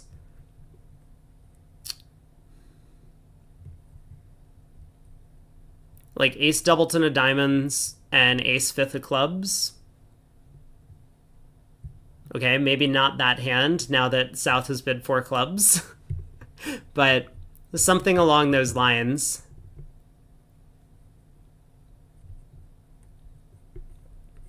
Yeah, South has like king 10 9 8 fifth of hearts. I believe you. I think North is hoping they can reach a vulnerable game. And it looks like they will. Again, I still feel pretty good about my prospects on... I guess I don't feel great about my defensive prospects now that none of my hearts are taking tricks.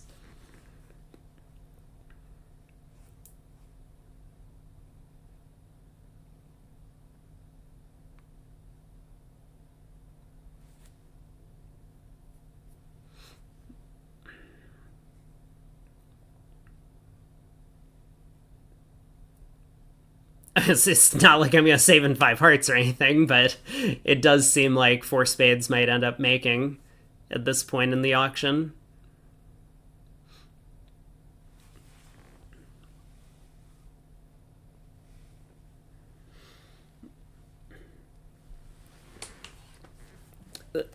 Then it sounds like you need to have a discussion with Hampson about it.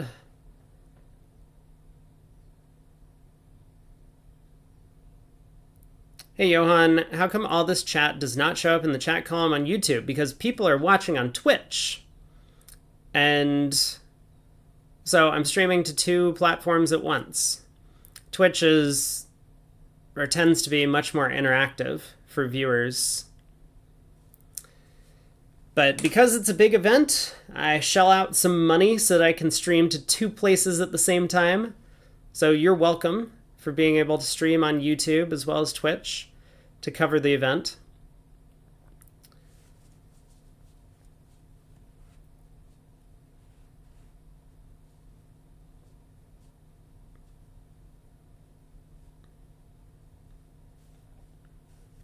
I mean, if YouTube viewers wanted to spam the chat with a bunch of horse emotes or something, that would be acceptable.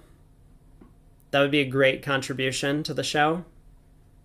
Someone's got to do it. I know it's a tough job.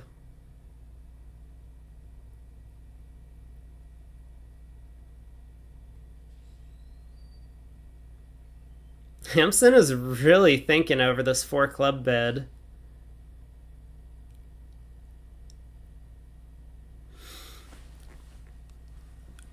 I mean, maybe Hampson really is like 6025. 6034, I guess, would also make sense. He passed out four clubs. Okay. Well, now I'm excited. Thanks, David. That's what I was hoping for.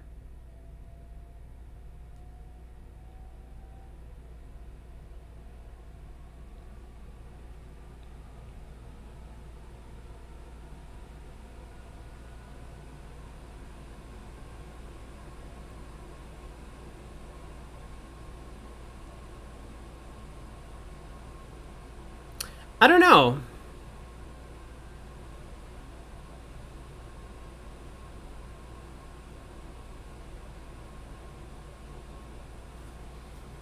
It seems like...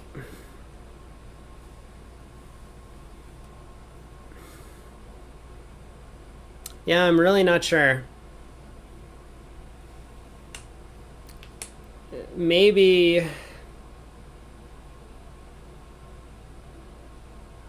Maybe Hampson should have checked out three hearts doubled with this hand. Like, I can kind of understand what he's thinking. Which is that four spades has possibly pretty good chances to make. but given the way the auction petered out, I mean, you can't feel great.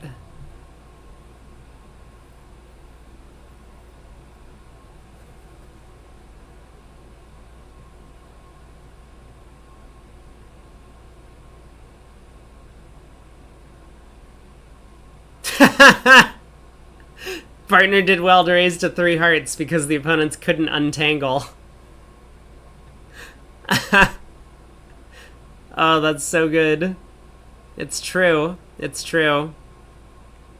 There are, like, legitimate situations like that where you know you're getting doubled for penalty, and so the best thing you can do is raise the preempt. Like, your partner opens 2 spades, it goes double on your right, and you're looking at, like... Or, sorry, it goes... What are some of these situations? There are some, like, really common ones.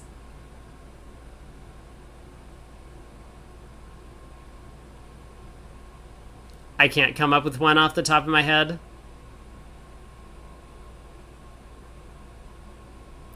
Who has 2, 4, 1, 6? Partner? No, then they'd be in spades. 2 spades double, raise with a void. But see, the thing is, like... Yeah, I'm not sure. I know there are some that I just can't think of the one. There's one that's like very common.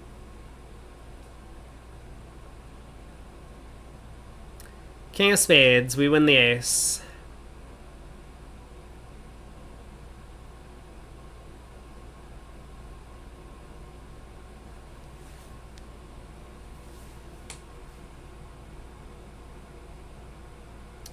If that queen of diamonds was a true card at trick 1,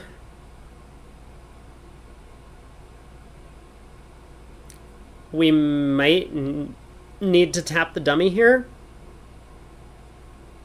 But that kind of feels like we're just setting up Greco's entire heart suit. I have the feeling that this defense is kind of hopeless. Yeah, Bathurst just decides to exit a diamond.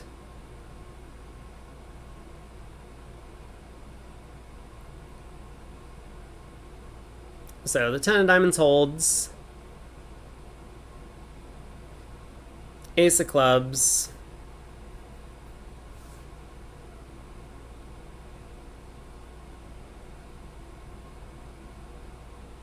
So what's Greco's shape? He's 5-5, right? He's 2, 5, 1, 5. Partner bumped us on 3 to the jack. Yeah, 2, 5, 1, 5.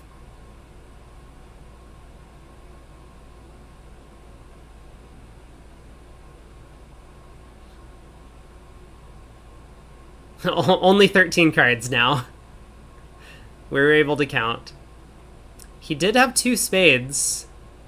That seems like a pretty big miss to me. He claims 10 tricks. So he could have roughed that spade low and then pulled trumps to make 11 tricks, but he was just being careful.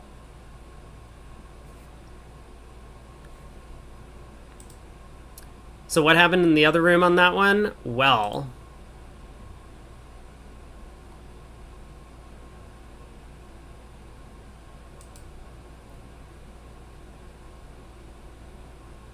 yeah, King 10, 9, 8, 5th of hearts. You're spot on with your guess. Let's quickly bring up... Oh my god. The other room on that board. So Fleischer opened a spade, a no trump semi-forcing, same 2 heart overcall by nickel, so no one has bid Michaels. 2 spades. Wow. Fleischer announces this as 9-12. Oh, never mind. He announced that their 2 spade opener was 9-12, so 2 spades here shows extras. 3 hearts. South, Martel decides not to double. 3 spades by Marty. And Martel once again decides not to act. Alright, what have we walked into on this hand?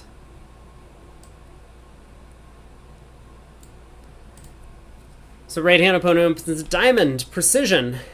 2 clubs, natural, invitational or better. Ooh, very old school. 2 clubs, not game forcing.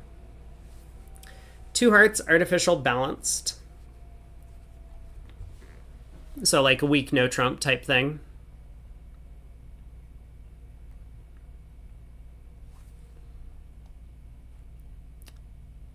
Two spades.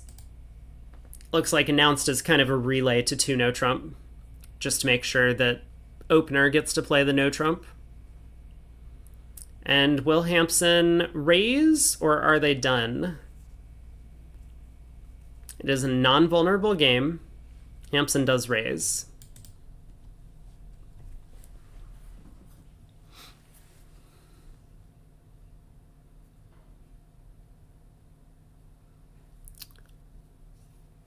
Yeah, okay, I was going to say I imagine a heart lead. I mean, a diamond lead doesn't look that attractive. Clubs was natural. Yeah, 2 clubs was natural, so club lead's kind of out, and leading away from king jack third of spade doesn't look great either. Hey Matt, 89 imps.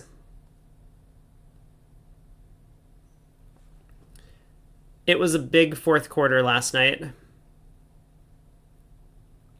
But nickel's been chipping away. They're now only down 46.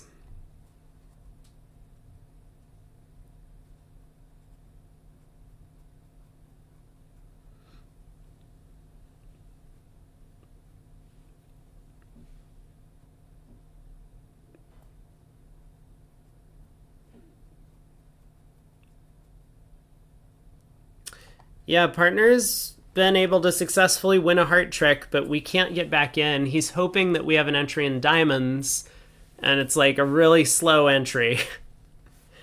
I wonder if Declare just ducks this trick.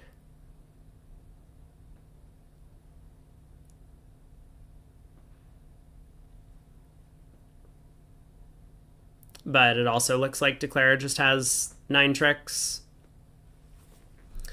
He has the spade ace, and all the clubs run.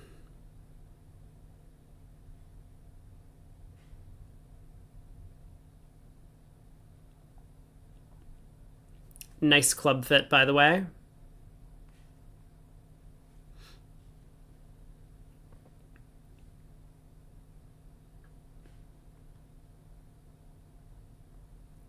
Yeah, on to the next. Come on, guys. We figured this hand out.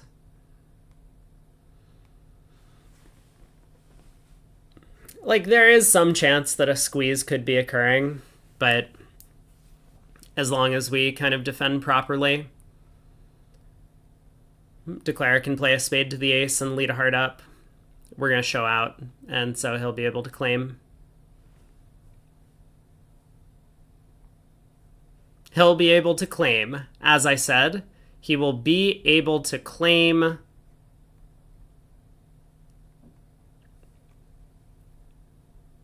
It was a little bit of a memory squeeze at the end there. Hurd won the last heart, and Bathurst had to remember to count his partner's hand to know which card he was holding on to at the end. It was a spade, not a diamond. So well done. Pass on our right. Finally, we get to open the bidding. 1 no trump. 14 plus to 17. We separated out our ranges with a space, and we even included the plus sign. How considerate of us.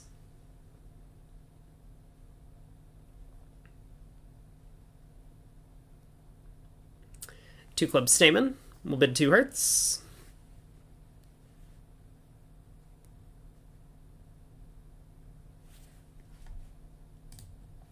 How are we doing on pace, by the way? Ooh. Other table has gained a little bit of a lead. They've actually already finished play on this hand.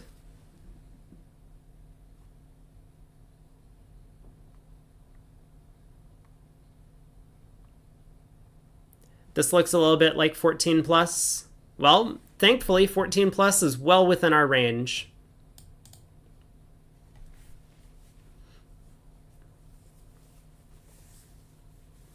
So we got to 3-0. We got a heart lead, despite bidding hearts, which is interesting.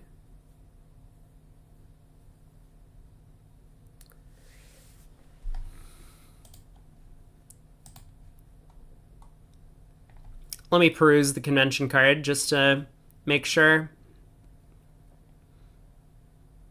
10 is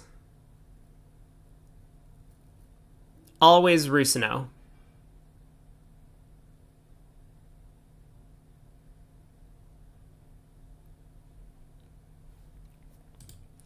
Yeah, if these were the robots, we would expect the hearts to split 3-3. Or maybe Greco has 5 of them. But against these guys, it's pretty unlikely the hearts are splitting. It seems more likely that Hampson has like Jack 10-9 4th or something like that. Or 5th is possible.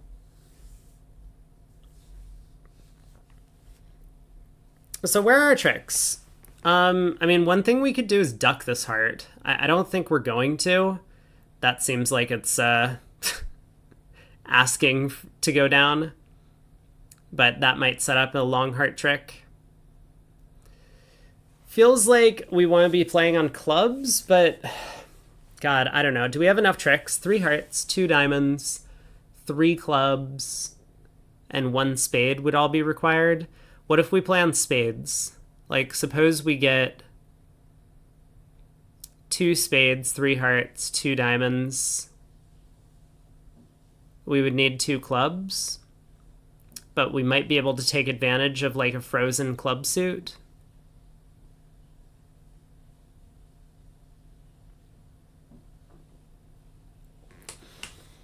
I'm not sure. Bathurst will have to come up with a plan. Like, it seems true to say that if clubs are 3-3 with one of the honors in Jeff's hand and the ace of spades is on side and the ace of diamonds is with Greco, we can make this. I'm not even convinced that we're good when we have all of those conditionals, but we will have 9 tricks available on that layout. We can get 3 clubs, 3 hearts, 2 diamonds, and a spade. And the opponents, all they can take in the time would be the ace of spades, 1 club trick, and the diamond ace. So the issue is going to be with timing. So can we actually do this? We lead the queen of clubs. Let's say it runs around to the king. Back comes a heart. We win. We run the 9 of clubs. It goes jack, ace.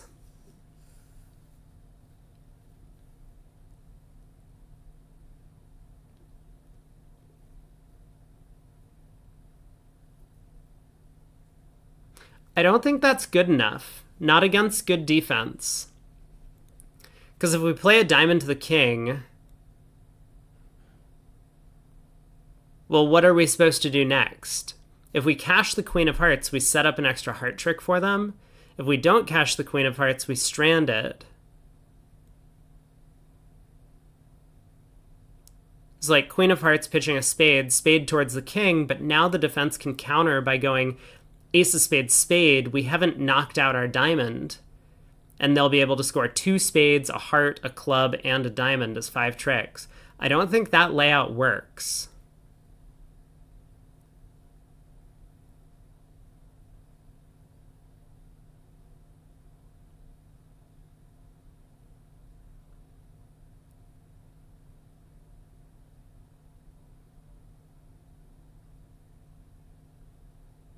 Actually, maybe it does if hearts are 5-1.